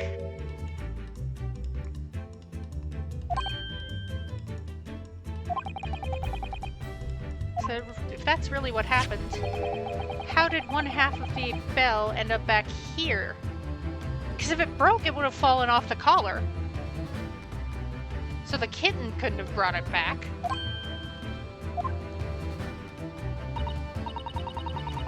We found the other half of the glass bell in that waste paper basket. Would you care to explain that, Miss Pavlova? Oh no. Both these pieces of evidence clearly point to the same conclusion. When Mr. Asogi died last night in his cabin, there was someone else in the room. And that same person deliberately arranged the scene to disguise the truth in order to cover up his or her own guilt.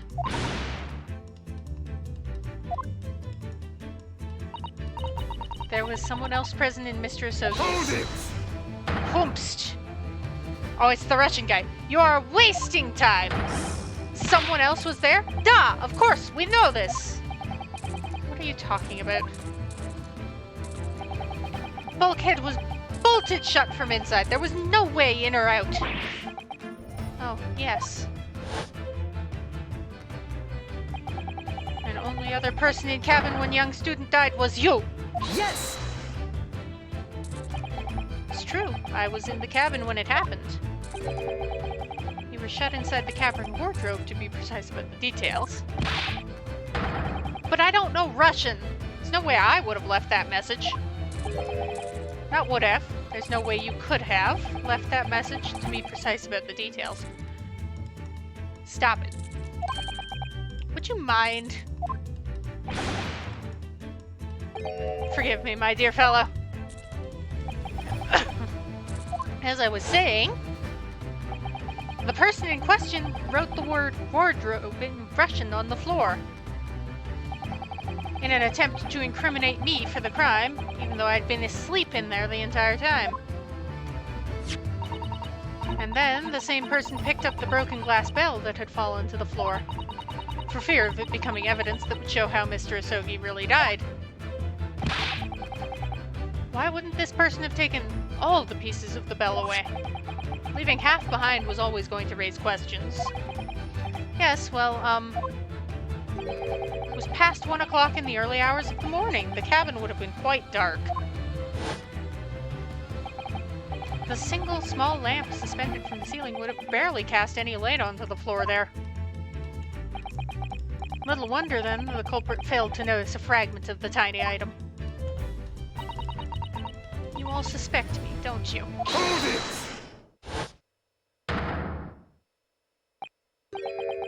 Seaman Stroganoff.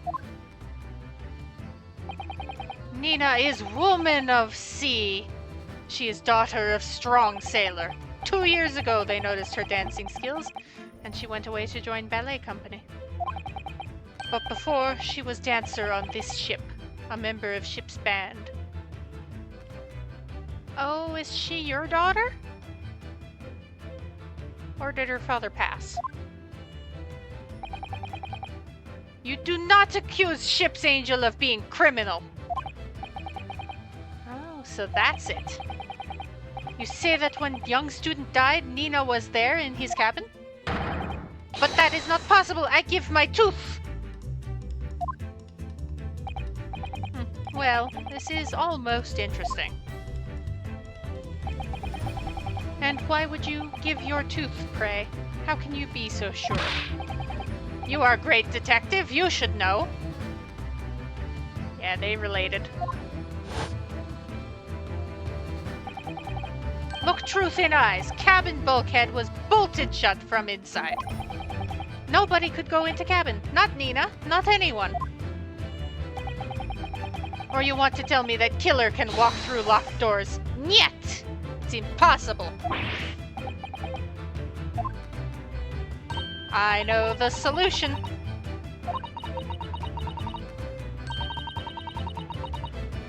Sato, we've gone over why that can't be. Thread? Are you stupid? These bulkheads are not barn doors.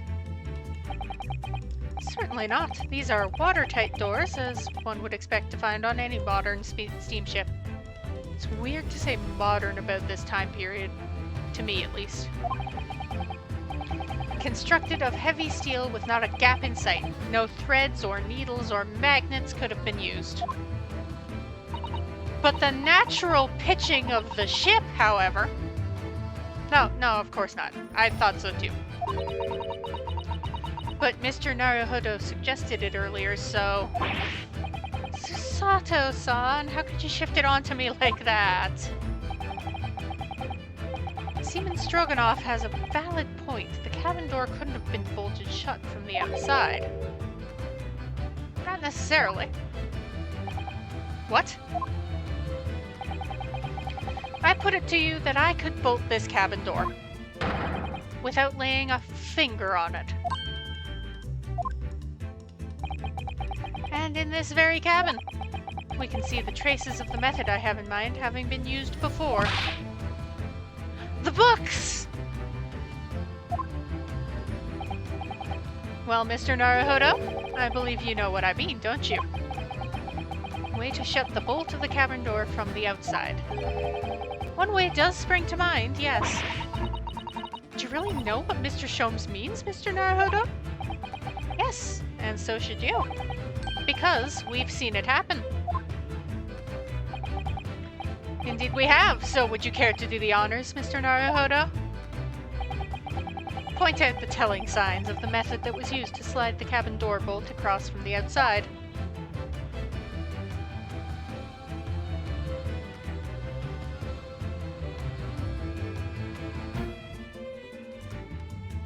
Yes! Look at the bookcase! See how all the books and things on it have toppled over? Must have happened when the ship made its emergency stop before. Yes, that's right. It's a very powerful vessel after all. When the engines are thrown into reverse, a violent jolt goes across the entire ship. Any small objects that aren't fastened down are bound to fall over. I believe... Yes, it's what's known as the force of inertia acting on the objects. Is there nothing Susato-san doesn't know? Or that isn't in her book, at least?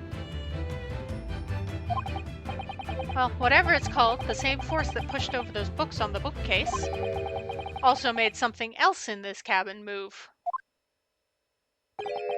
The bolt on the cabin door. Ah! It was very obvious just after the emergency stop that the ship made earlier. We had come into this cabin not long before and we hadn't bolted the door. But then...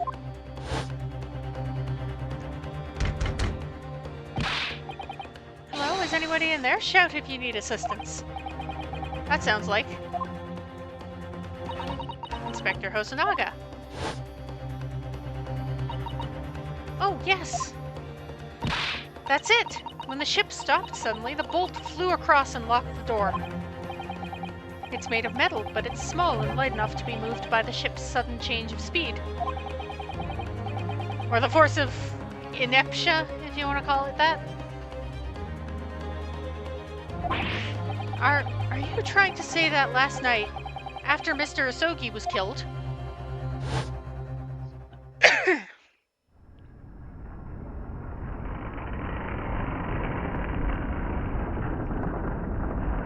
Wee! Shunk.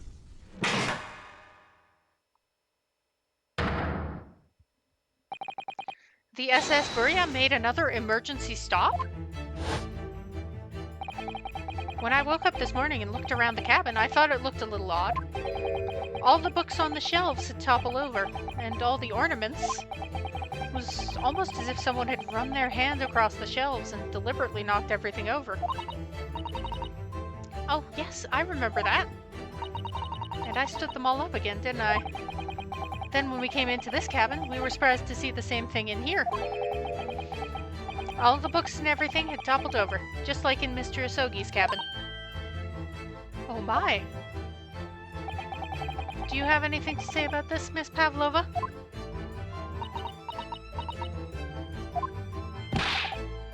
Are you out of your mind? You say Buria made emergency stop? It does seem a little far-fetched. How could that possibly have happened? Unless you're saying the culprit is actually someone from the engine room.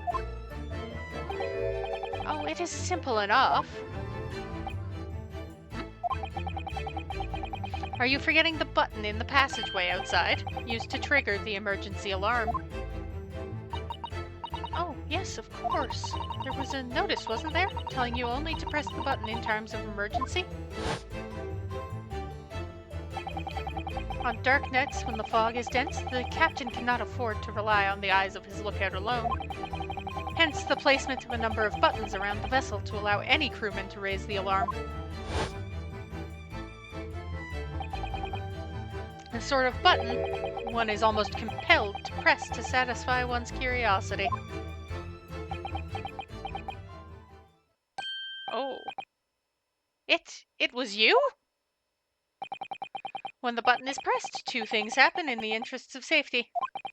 The emergency alarm bell rings, and the vessel comes to a complete stop. As indeed it did a little earlier today.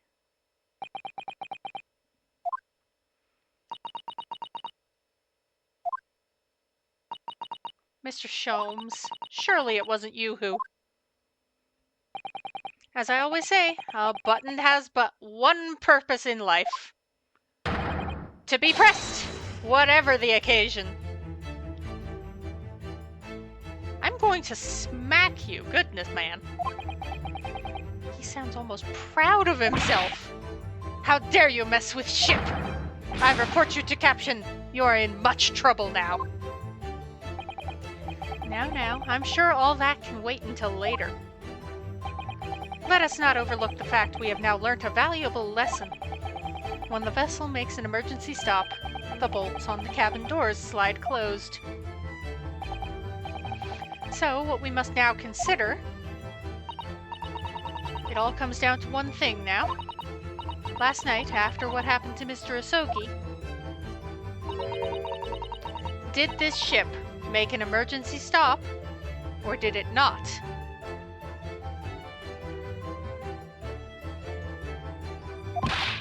You are idiots! Buria is huge ship with many passengers. If we make emergency stop, even in middle of night, there would be chaos everywhere. What are your thoughts, Mr. Naruhodo? Well, it's certainly possible that some kind of emergency happened last night. We have evidence to support that idea. Everyone has a headache! What evidence, Mr. Naruhodo? Fascinating! Do show us, my good man! Oh, the book.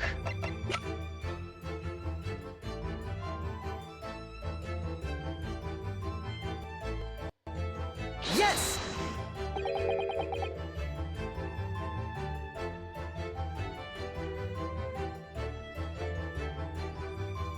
Seaman Stroganoff, it's your duty to patrol the first-class area of the ship, is that right? Da! That is correct. Why? And the ship's log here, this would be where you record the details of your duties? What are you doing with that? That is mine! You rather carelessly left it atop the little makeshift bureau in the passageway out there. But as responsible passengers, we took it into our care with a mind to return it to you later. I left it there on purpose! That is where I put it always. point is, looking at what you usually record, it's clear that under normal circumstances you write the phrase, "nothing to report," every 30 minutes. But from 2 o'clock last night until first light this morning, nothing was recorded at all. Nothing recorded in the log? That is, duh, because nothing happened. But if nothing happened, you would normally write "nothing to report," wouldn't you? Go. Indeed so, which tells us that shortly after 2 a.m., something happened here aboard the SS Buria.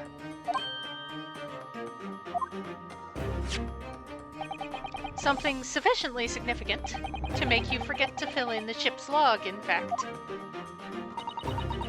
Are you suggesting that the ship really did make an emergency stop in the middle of the night? Stop talking rubbish! If I'm perfectly honest, I find that a little hard to believe myself. Oh? Why?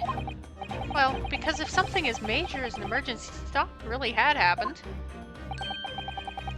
surely all of us would have noticed. Do the headaches come in yet?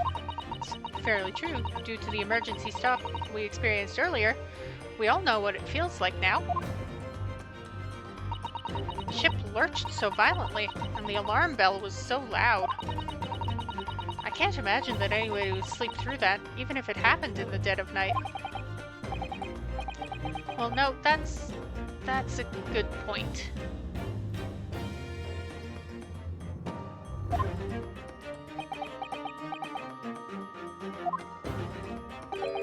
What of the throbbing?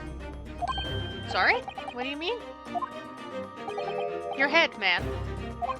The throbbing of your head since this morning. We have all suffered with it. Ah! Oh, yes, I have had a headache, you're right. In fact, I haven't been feeling myself since I woke up today. Nor have I. My head has been feeling heavy ever since dawn. Yes, you've all been afflicted, haven't you? Just as I suspected. He's right, my head's been throbbing today, too. And since eating dinner yesterday evening, everything has felt sort of hazy. I can't really remember anything that happened after I climbed back inside the wardrobe. And Kazuma didn't have... Oh!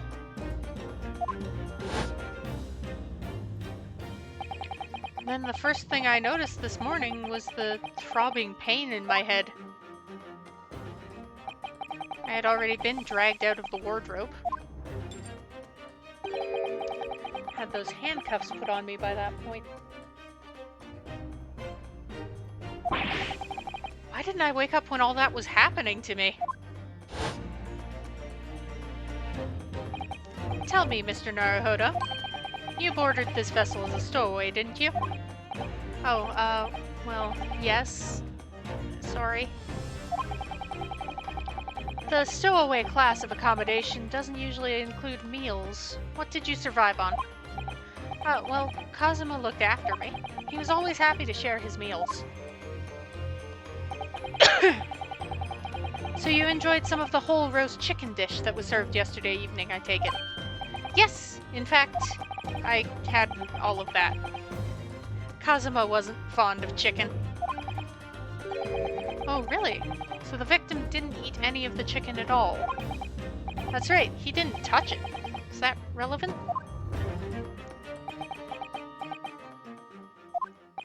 My dear fellow, does that not strike you? Oh! Mr. Sholmes, do you mean to say that there was something wrong with the chicken? I do. No, really? Is that really true? The meal prepared for the passengers last night had been tampered with. Tampered with by the addition of a soporific designed to induce a very deep slumber in those who consumed it. A sleeping drug? Do you mean whoever did this laced every meal with sleeping drug so no one would notice the ship's emergency stop? Mr. Naruhodo, of course that's not what Mr. Sholmes means. What a far-fetched idea. Precisely. Lacing every meal of every passenger on board with a soporific drug would certainly be impossible. Unless, that is, every single member of the crew was a conspirator. Mr. Sholmes. Well, seaman. Eh?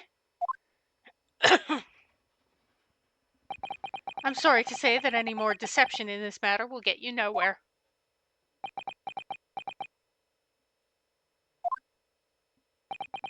If you refuse to talk, there would have to be an inquiry made through the shipping company, of course. And were that to happen, every member of the crew and the captain himself would be hauled over the coals.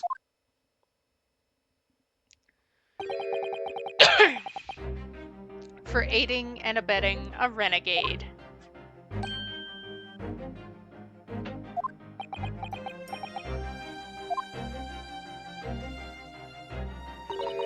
Please, no more. I will tell everything. Eh?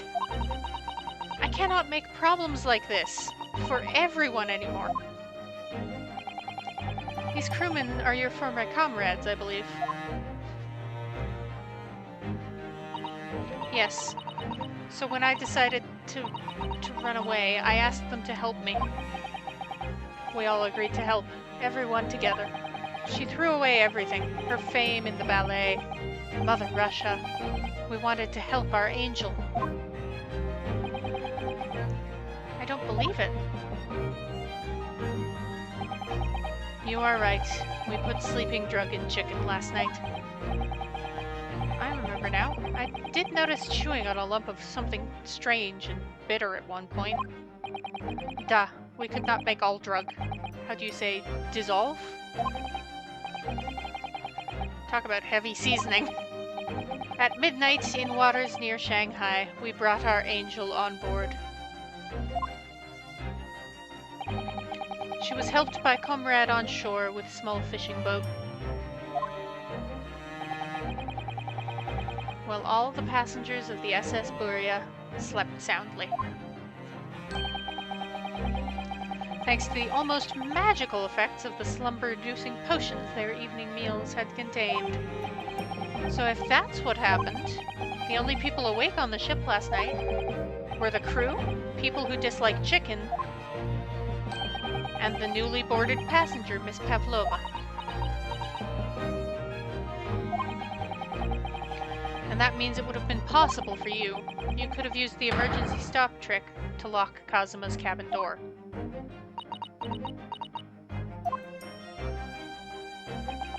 But how does that make sense? Surely every cabin door would have ended up locked in that case, and there would have been complete chaos.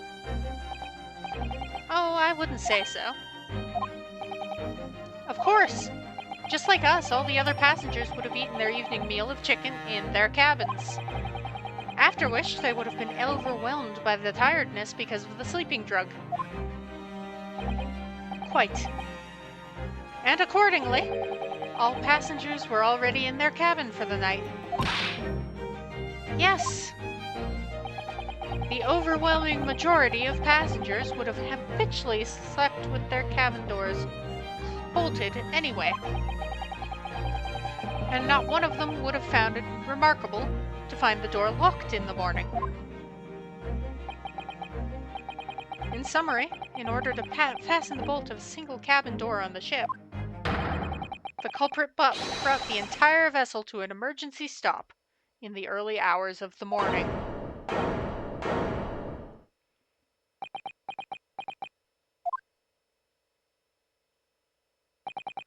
You have talked a long time and said many things. What is point? The point is what I said earlier.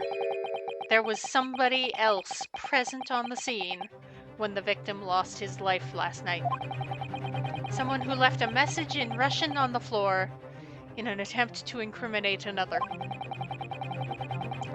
Someone who tried desperately to hide the broken fragments of glass that would reveal the culprit's identity. And someone who abused the ship's emergency stop procedure in order to lock a door. All told, a busy night. But, I don't know about any of this. I am just a little girl. You like to speak with your long English words and explain your clever ideas. But I am Sailor, and sailors don't listen to long, boring stories. We don't believe. Sailors like me, we trust only what we see with our eyes. A laudable trait. What? I am quite of the same disposition, my good man. Observation, to me, is everything. Mr. Naruhodo? Oh, yes? Do you hear it? That accusatory cry of guilt on the wind. What accusatory cry of guilt? Sorry, you've lost me. Proof of involvement, man, but you can't hear such a call with your ears. No, you must hear it with your eyes, for observation is the basis of all deduction. What are you talking about? I believe the time has come for one final logic and reasoning spectacular to expose the truth. So, Mr. Naruhodo, your assistance, if you please. Are you taking my cuffs off again? With what exactly, Mr. Sholmes? With observation, my dear fellow. Just as I said, of these two prevaricators. The hell is that word? Anyway, observation? If you remember, Mr. Naruhodo, we know somebody tried to fabricate evidence, don't we? By tampering with the scene of Mr. Isoki's death. What we're looking for is some trace of evidence that one of these two was there when it happened. Precisely, you are delightfully quick to grasp my meaning. Alright, I'll see what I can see. So we're looking for a trace of evidence that shows someone else was there last night when Kazuma died. Pivot, pivot, pivot. Ah, that's her ear. Got it.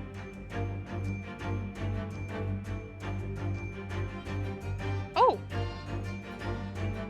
How'd you get that there, bud? Some kind of stain in an unusual place.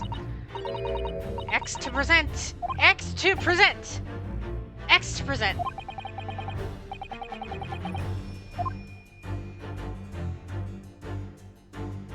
Yes! Where'd you get that? Seaman Stroganoff. You seem to have quite a large purple stain on the back of your white uniform there. Eh? Ah, yes, I don't know where the dirt comes from. So nothing in particular comes to mind about the stain? What are you trying to say? It would appear the significance of this stain has escaped your attention, Seaman. Allow us to make it plain. Very large purple stain on the back of his uniform. I think what made it is clear.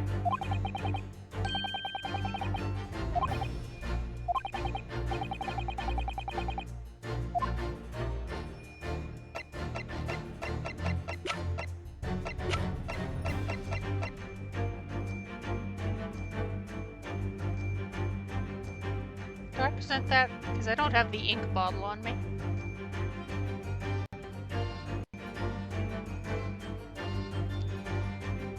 Yes! Gonna go with that, yeah.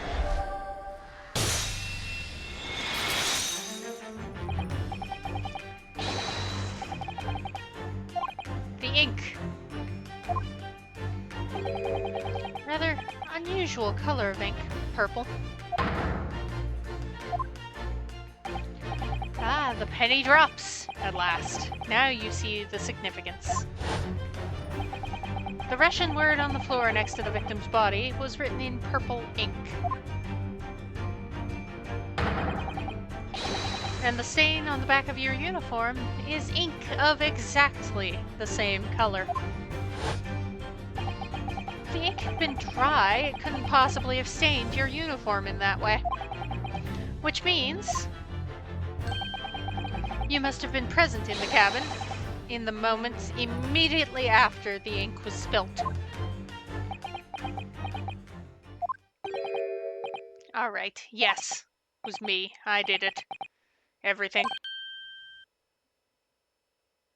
Oh, you're trying to defend her. That's cute. I arranged everything in Dead Student's cabin to make it look like Wardrobe Man did it. Excuse me, are you calling me Wardrobe Man? Then I pressed button to make Burya do emergency stop and bolt cabin door shut. I did everything so no one would suspect our angel. Biff, please. Don't worry, Angel. Let me do talking. It was after 1 in the morning. I was on duty, patrolling passageway. Then our angel came to me. She was white like sheet. Biff, please, you must help me. I went with her. The door to cabin number 1 was open. When I looked inside, I saw Student Boy on the floor. What happened here? Please, don't tell anyone. My little one, my little furry friend. Everything that happened in cabin is like Angel told you. The kitten escaped through the ventilator into Mr. Asogi's cabin. He tripped over it, broke his neck when he fell to the floor. Yes, that is right. So after the incident when the cat ran away, Miss Pavlova then visited the cabin next to hers, only to find its occupant lying lifeless on the floor. She said she was worried when she heard sound of something falling on the floor. That's when she went to look. No, Angel?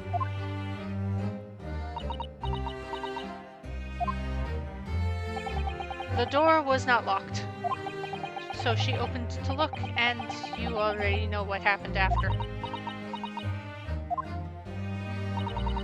It's just one thing, if you wouldn't mind. What? When you went into Mr. Asogi's cabin, Miss Pavlova, was he already dead? Why? I already told you. When Nina opened door of student's cabin and looked inside, I was asking Miss Pavlova.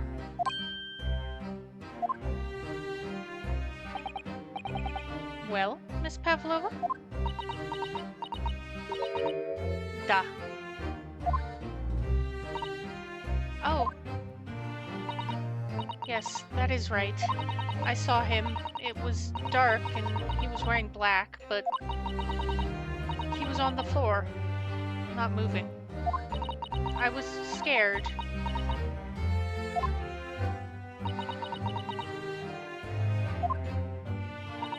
I understand, and I believe you.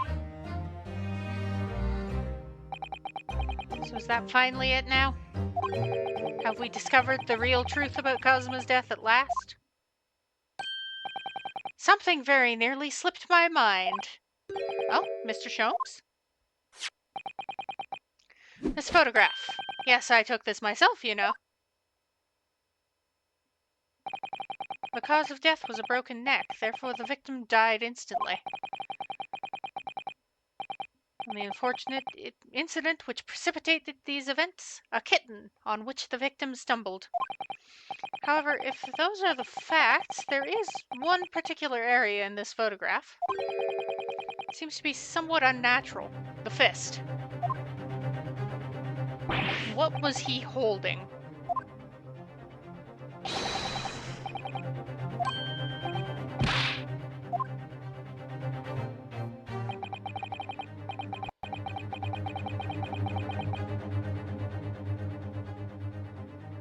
Cosmo tripped and fell, and by some terrible stroke of luck, broke his neck, which part of this photographic print seems unnatural.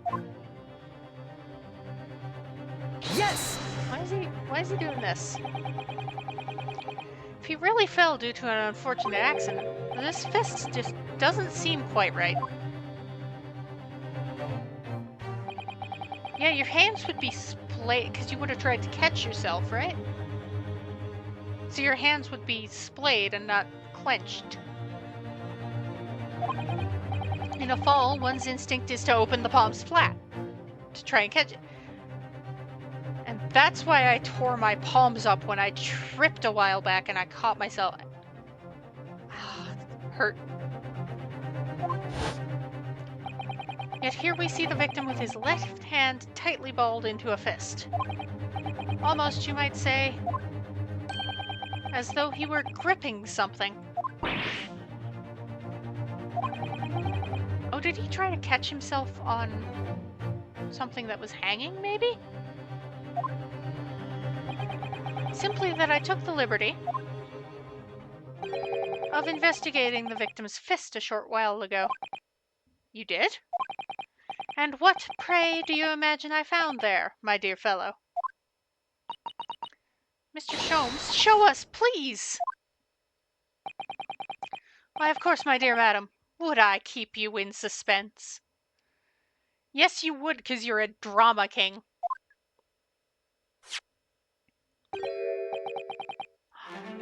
Her earring!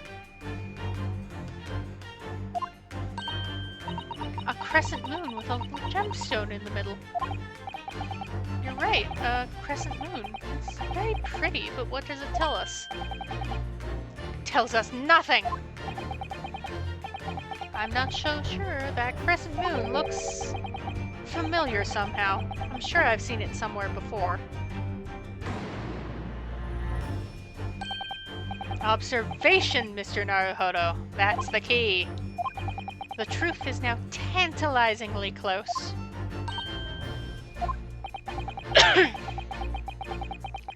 How did that crescent moon come to be in Cosmo's clenched fist? This is the final clue, the last piece of the puzzle. I hope so. This has dragged. What significance has it? And observe. Find the answer with your own eyes.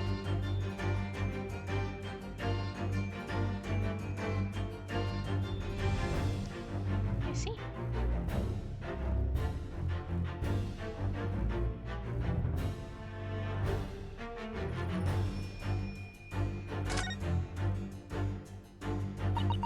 She has such petite ears among that beautiful hair, like little pink shells.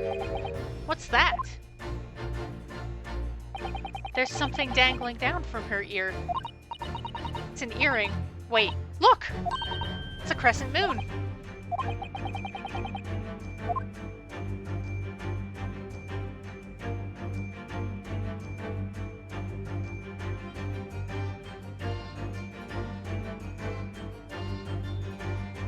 Yes!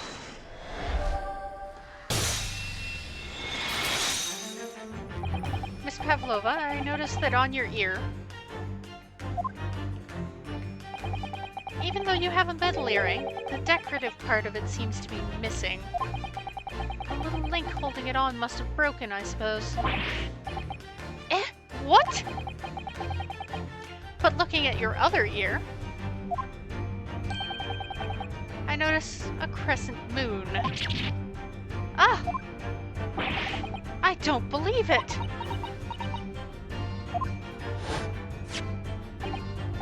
Now, the missing crescent moon was found in the victim's clenched fist. clearly there is only one logical conclusion. Wouldn't you agree, Mr. Naruhodo? Yes.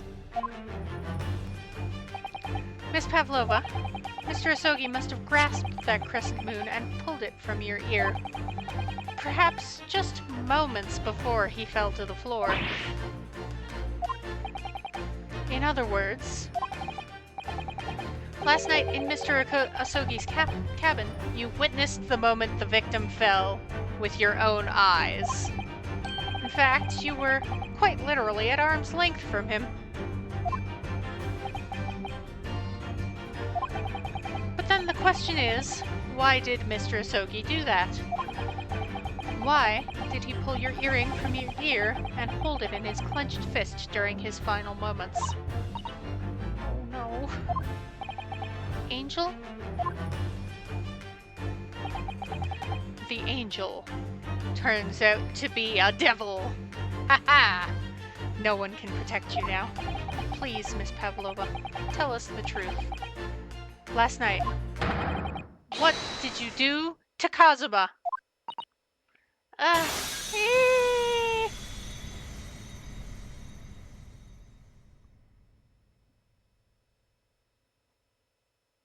Truth, the whole truth, nothing but the truth. When I think about everything that happened yesterday, it was too much. Running away, the fishing boat in the middle of the night, trying to climb onto this huge ship. And then, when I was at last in this cabin and I could relax after this horrible long day. Darka, wait!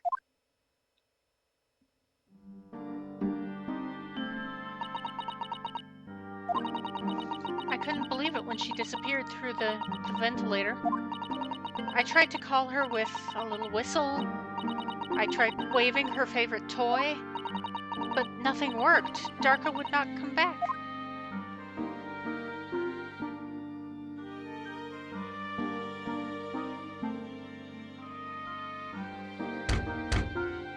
Knock knock. Hello?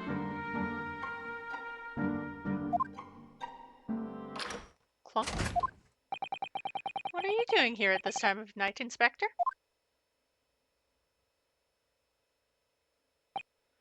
Oh, I'm sorry. I thought it was a friend of mine.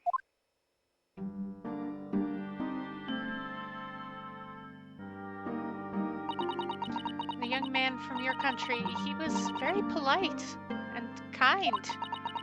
He helped me to find Durga, and he promised not to tell anyone. But then, when I had my friend in my arms again and I was going to leave the man's cabin... Just a moment, sorry, but... Oh, yes? Sure, I know your face. I've seen you somewhere before. Oh no! Oh, Kazuma, buddy! Ah! You cornered her, you made her panic! Of course, you're Nikolina Pavlova, aren't you? The Russian ballerina. Huh? No, I don't know that name. My heart nearly stopped when he said that. He knew who I was. How could this man from a land in the faraway east know a Russian ballerina?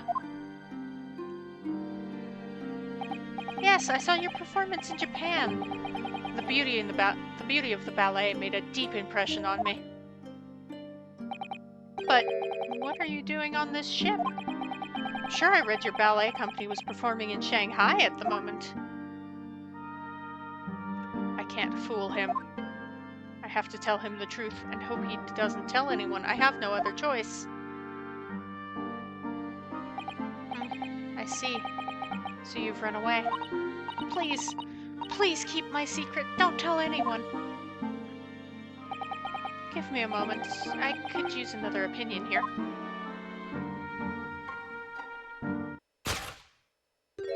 He's going to pull... Oh, he was looking at the... He was going to ask me! Shit. She jumped to conclusions, girl. Then it happened. Everything at once. It was only a second, but it felt like forever. Wait! I shouted, and then Darka jumped out of my arms and down to the young man's feet. And as he turned around to look at me, oh no, I pushed him. I don't even know why. I don't know why I did it. I was just so scared. And I had to stop him from telling anyone about me.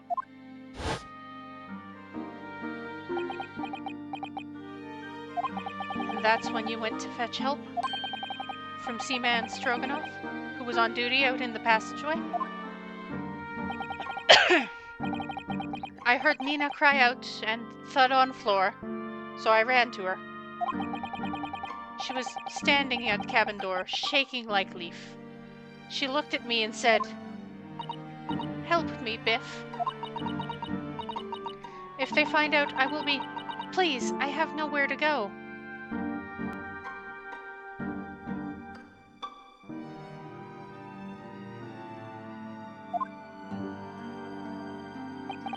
So you decided to help.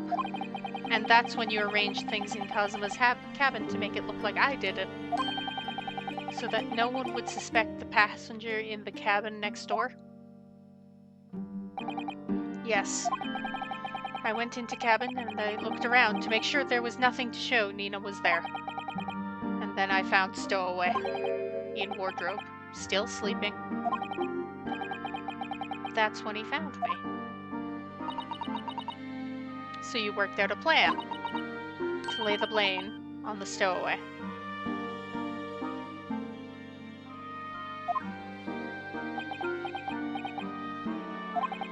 I closed wardrobe doors and put back strange paper sign.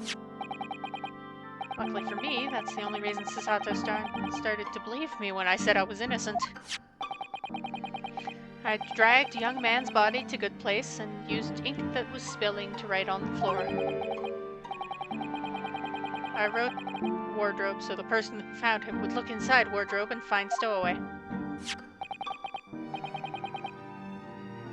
And tell me, what of the glass bell? It was by my feet, so I picked it up. I see. But it was dark in the cabin, and I didn't notice the other half. Then Angel went back to her cabin, and I finished job. By pressing the emergency alarm button in the passageway? Yes. Accordingly, the SS Buria did indeed come to an emergency halt a little after 2 a.m., thus enticing the bolt on the cabin door to slide shut, creating the locked room mystery.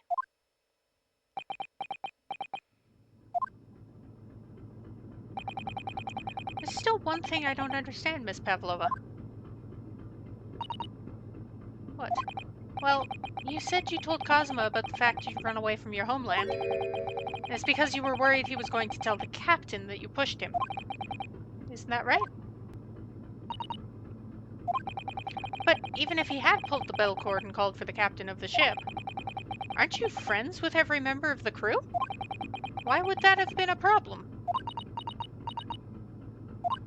It was what he said first. That made me scared.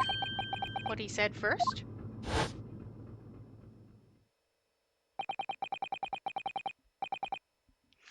Oh!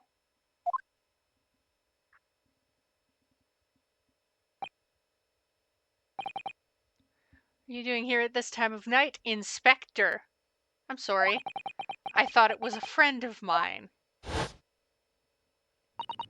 He said an inspector was his friend. Ah, yes, meaning me, who was supposed to be acting as his bodyguard. I thought that if police knew about me, they would arrest me. So before he could pull the bell cord, May I stop you a moment, please, Miss Pavlova?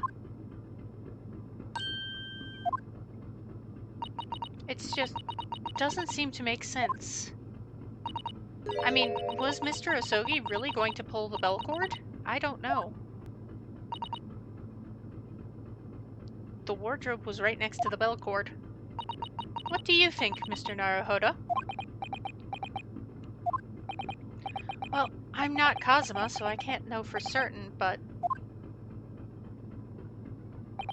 he was a man of his word.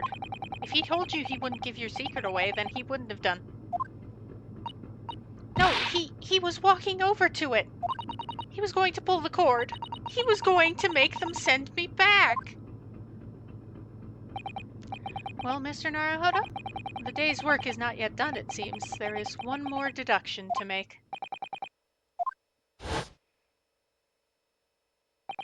Yes, what action was the victim really about to take at the moment?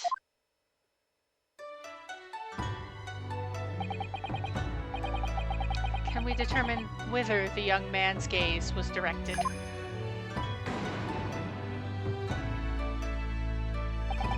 First, consider the victim's location within his cabin.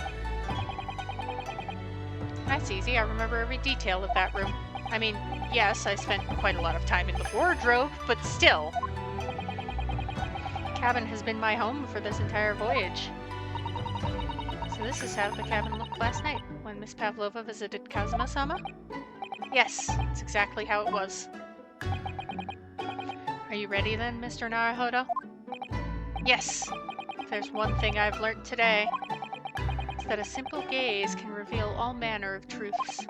And not only that, in order to draw the right conclusion, you can't afford to be out by even a little bit when you're following the gaze to see where it lands. When he turned away from Miss Pavlova, what exactly was Kazuma looking at? I will bet money. Take that! That he was going to ask me. Considering everything that had happened last night, certainly it may have looked as though Kazuma was going to ring the bell cord. However, what is directly beside the bell cord? The wardrobe. The wardrobe? And more importantly, what was inside the wardrobe? The man's great friend, sleeping soundly. Ah! Miss Pavlova, please, think back very carefully. What were Mr. Asogi's exact words last night? Give me a moment. I could use another opinion here.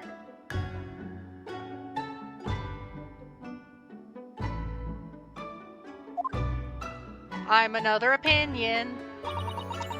Another opinion. Yes, but not from a member of the crew. No, Mr. Asogi intended to consult his close friend on the matter.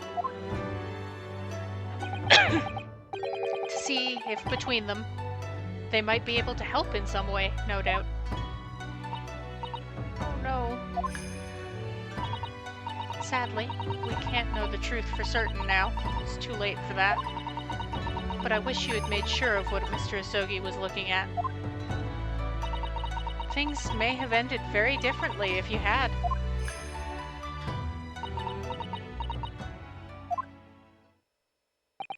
Miss Pavlova, I want to thank you for finally admitting the truth. But unfortunately, the truth is, a man lost his life because of what you did. And that will never change. I hope you'll never forget that. I'm sorry. Really, I'm so sorry. What have I done? Killed a man. Anyway, and so, at long last, the mystery surrounding the tragic accident on the SS Burya was finally laid to rest.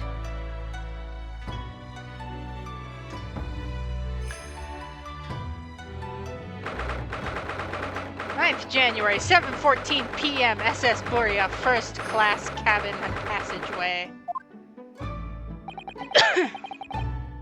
will happen to Miss Pavlova now, then? Once we reach Great Britain, she'll be handed over to British police at Scotland Yard.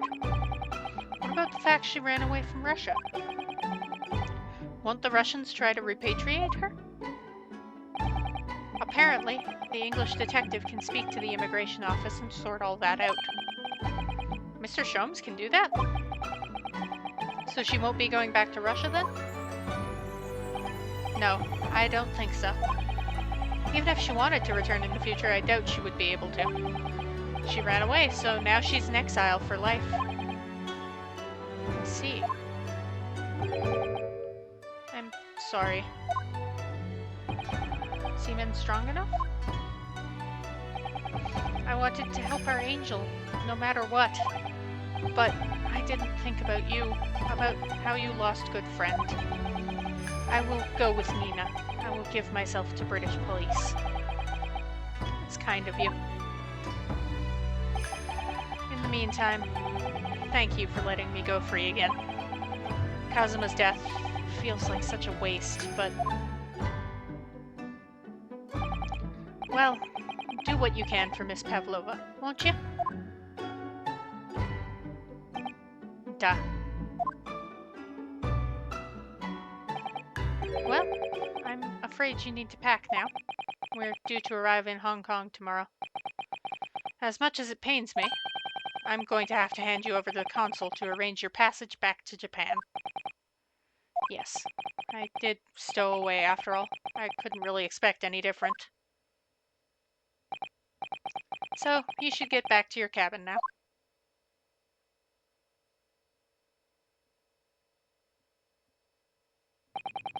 Looks like my study tour to Great Britain is over before it's even begun then.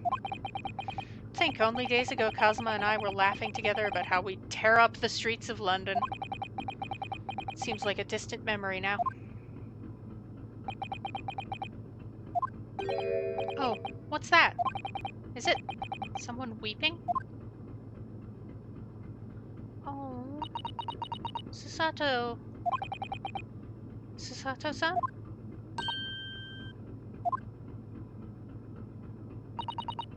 Naruhodo-san, I didn't know you had returned. Oh, well, I haven't been back long. Inspector Hosonaga just told me I should pack. You know, ready to leave the ship tomorrow and all that.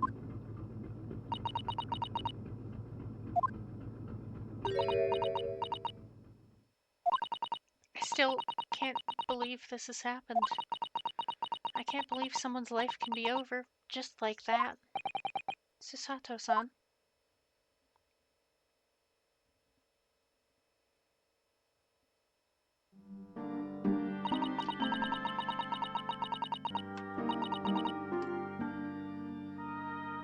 I will be back in a second.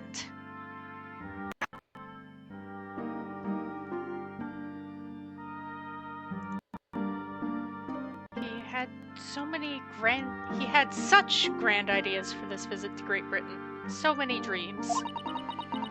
And now they've been cruelly taken away, just as he has. I thought I could never forgive the person responsible. But now we know the truth. That it was just an accident. Just a silly series of mishaps. It's too much, Naruhodo-san. It's just too much. Yes, I know. I wish there was something I could say. Inspector? My duty was to see Asogi-san safely to Great Britain. But I failed, and caused his two closest friends great pain and suffering as a result. I've let everyone down. I will do anything to make up for my terrible blunder. Nobody blames you, Inspector. And I'm free again now, at least. Huh? I am going to smack this man! Surprise, Mr. Naruhodo? What is the meaning of this? Oh, a trifling matter. Simply that in my head, I think I shall always picture you wearing those shackles. Without them, the balance seems all wrong. It's distracting. Sorry? So I decided to restore them, for old time's sake, shall we say. You are a stowaway, after all.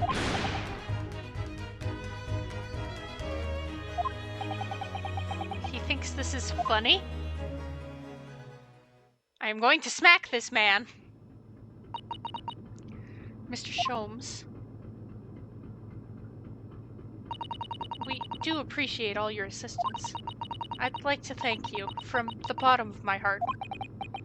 Not at all, not at all. And though it's a little late, may I offer my sincere condolences. The loss of your companion is truly heartrending. I hope you'll be able to fulfill some of his aspirations in his honor. I'm afraid that won't be possible.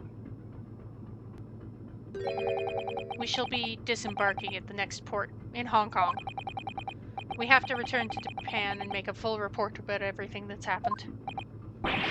Wait a minute. It's just me that has to go back, isn't it? I mean, I was the stowaway.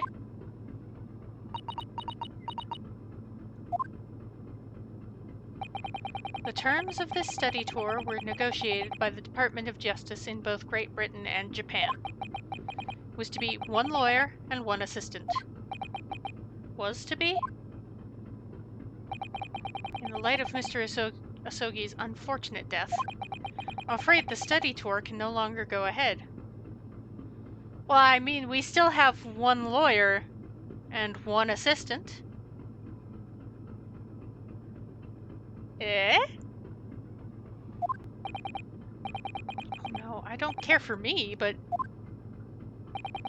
Poor Sato-san. My dear fellows, the majority of problems have an extremely simple solution, you know?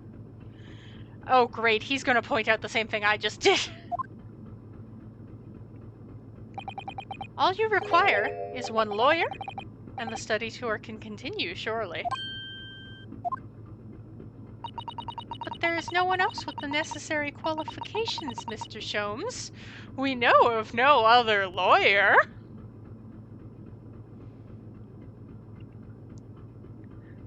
What am I, chopped liver? Qualifications, you say? Any qualifications obtained in your own country will be of little value in Great Britain, I'm afraid. Oh, but anyway, the voyage to London still promises a good month of time. Ample opportunity, I would say, to find yourselves another suitable lawyer. Again, what am I, chopped liver? Yes? Miss Susato? Yes? Do you think perhaps I might be able to do it? There we go. But you're not a lawyer, Mr. Naruhodo. And what did I do before we left? Oh, unless... Are you studying law? No, I'm not, but... I'm sorry. In that case, I don't think there's even a chance it could work. What did I do before we left? But as I said, there's still more than a month before we reach England's shores. Isn't that right, Mr. Naruhodo? I have a month in which to study, to learn what I must to become a lawyer in Great Britain. Mr. Naruhodo, it's ridiculous. Are you seriously suggesting anybody could learn all of that in just 40 days? It's only one way to find out. I would work my fingers to the bone, Inspector, every single day. Will you let me try? And if, by the time we reach Great Britain, I haven't learnt enough to be recognized as a lawyer, I'll take whatever punishment is deemed appropriate. But why put yourself in such a difficult position? For Kazuma. He said there was something he had to do in Great Britain, and that he would sacrifice anything to make it happen. He was passionate about it. I can't let all that passion just come to nothing. Anyway, it's for my own benefit, too.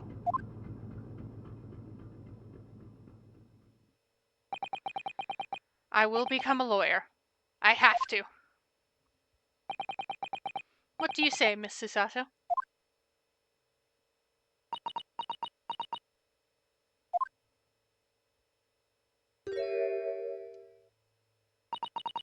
I think it's a wonderful idea. Thank you.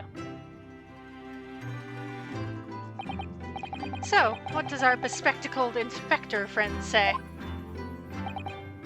Are you serious? One lawyer and one assistant. The numbers are indisputable. No, no, no, it's madness!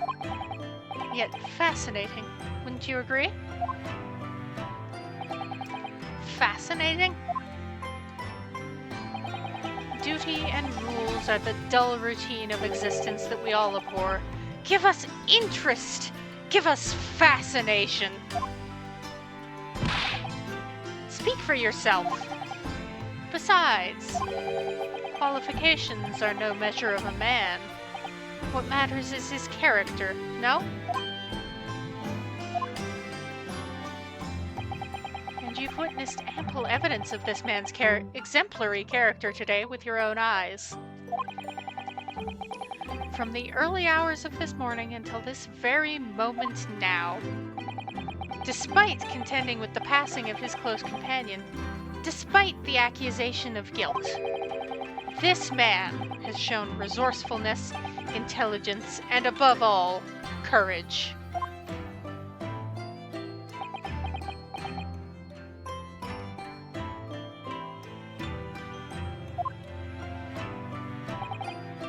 Very well.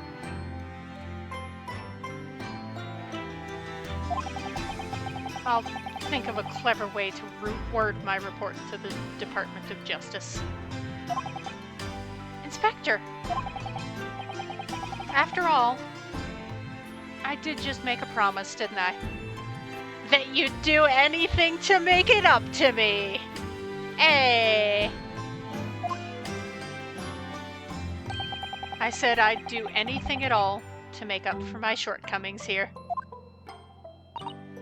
Oh, thank you, Inspector. If you'll excuse me, I must pay a visit to the captain's quarters, I think. I need to discuss what to do next and how best to make my report.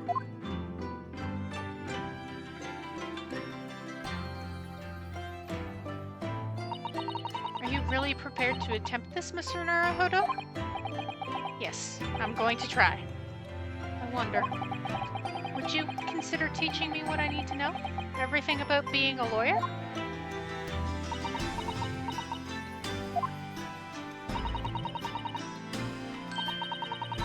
I would be delighted to help you. I am a judicial assistant, after all. Thank you. And, Mr. Naruhodo?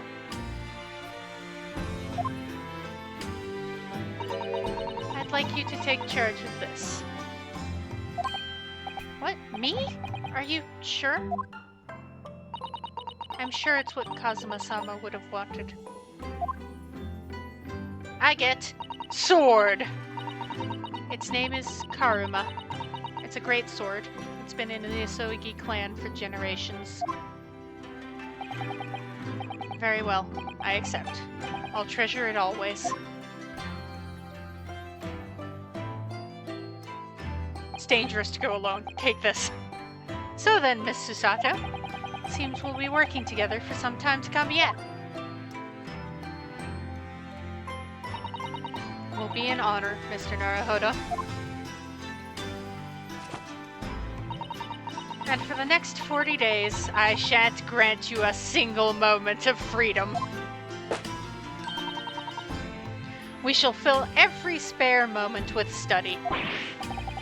That's exactly what I need.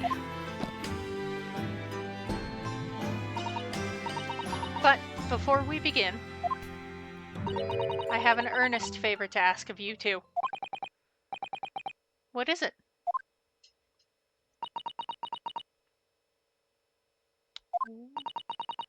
please, throw me to the ground. 3 times. Oh. It's like, I did it to you, you can do it to me. I should never have doubted you. You were Kazuma-sama's closest friend. Of course you would never have done anything to hurt him. It should have been obvious to me from the start. But I allowed suspicion to get the better of me. And no matter how upset I was feeling, it was completely unforgivable behavior. No, you were in shock. You just found out about me stowing away. And the cabin door was locked from the... No, I won't let you make excuses for me. Whatever the circumstances, I should never have thrown you. And not just once, but 5 times. That number keeps creeping up, doesn't it? Please, you must. Just take hold of me and throw it. Do it. Don't even think about it. No, I don't even know how. I've never thrown anyone in my life. Very wise, Mr. Naruhodo. It isn't a skill one acquires without considerable training. Oh, Mr. Sholmes. I observed your throwing technique several times with great interest. I confess I was most impressed. When did he see that? I presume that would be a form of Japanese wrestling. Oh, well, in a way. It's not wrestling, but my own interpretation of an ancient jiu-jitsu technique. Apparently it's called the Sitato takedown. Leaves your head swimming, believe me. How beguiling. I'm a practitioner of the combative arts myself. I am a somewhat accomplished boxer. There he goes, dancing around again. I wonder if you'd be so kind as to instruct me on the technique of your arresting throw. Yes, I'd be honored. Let us not dally. Demonstrate, my dear madam. Of course. Are you ready, Mr. Naruhodo? Yay, I get thrown again. Let's go. Sorry. Hiya!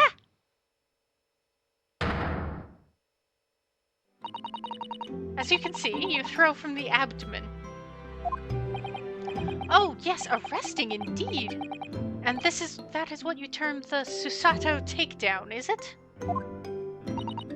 Actually, no, that was a Susato squash.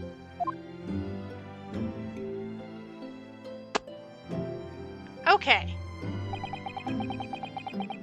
In my groggy state of consciousness, a scene from an evening recently spent with Cosma flickered into my mind.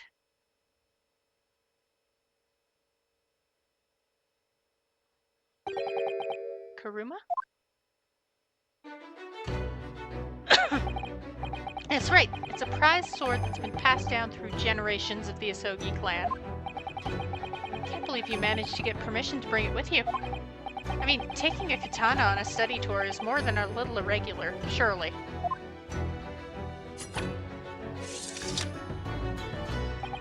A Japanese man's sword is his soul, Ryunosuke. I can't be parted from my katana. Karuma guides me. I truly believe that.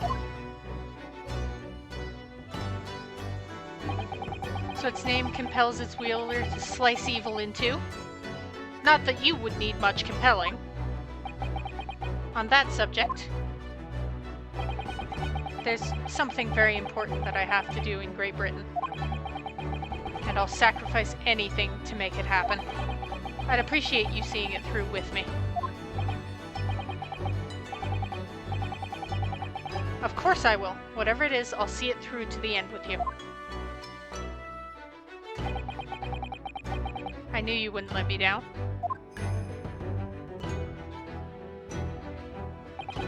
That important thing he had to do. I still don't know what that was. But you'll see it through anyway.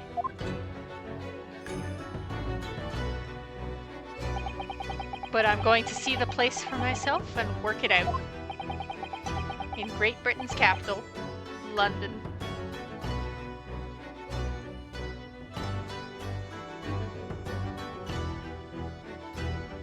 Da da da.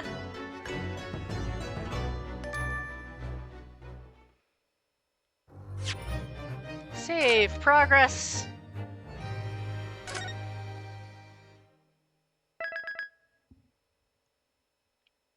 Adventure of the Runaway Room, which I will start next week.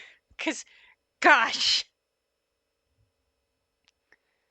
I will see everyone Monday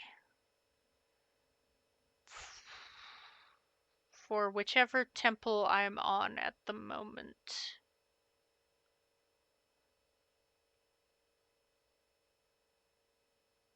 Probably the Shadow Temple, if I recall correctly. In Ocarina of Time.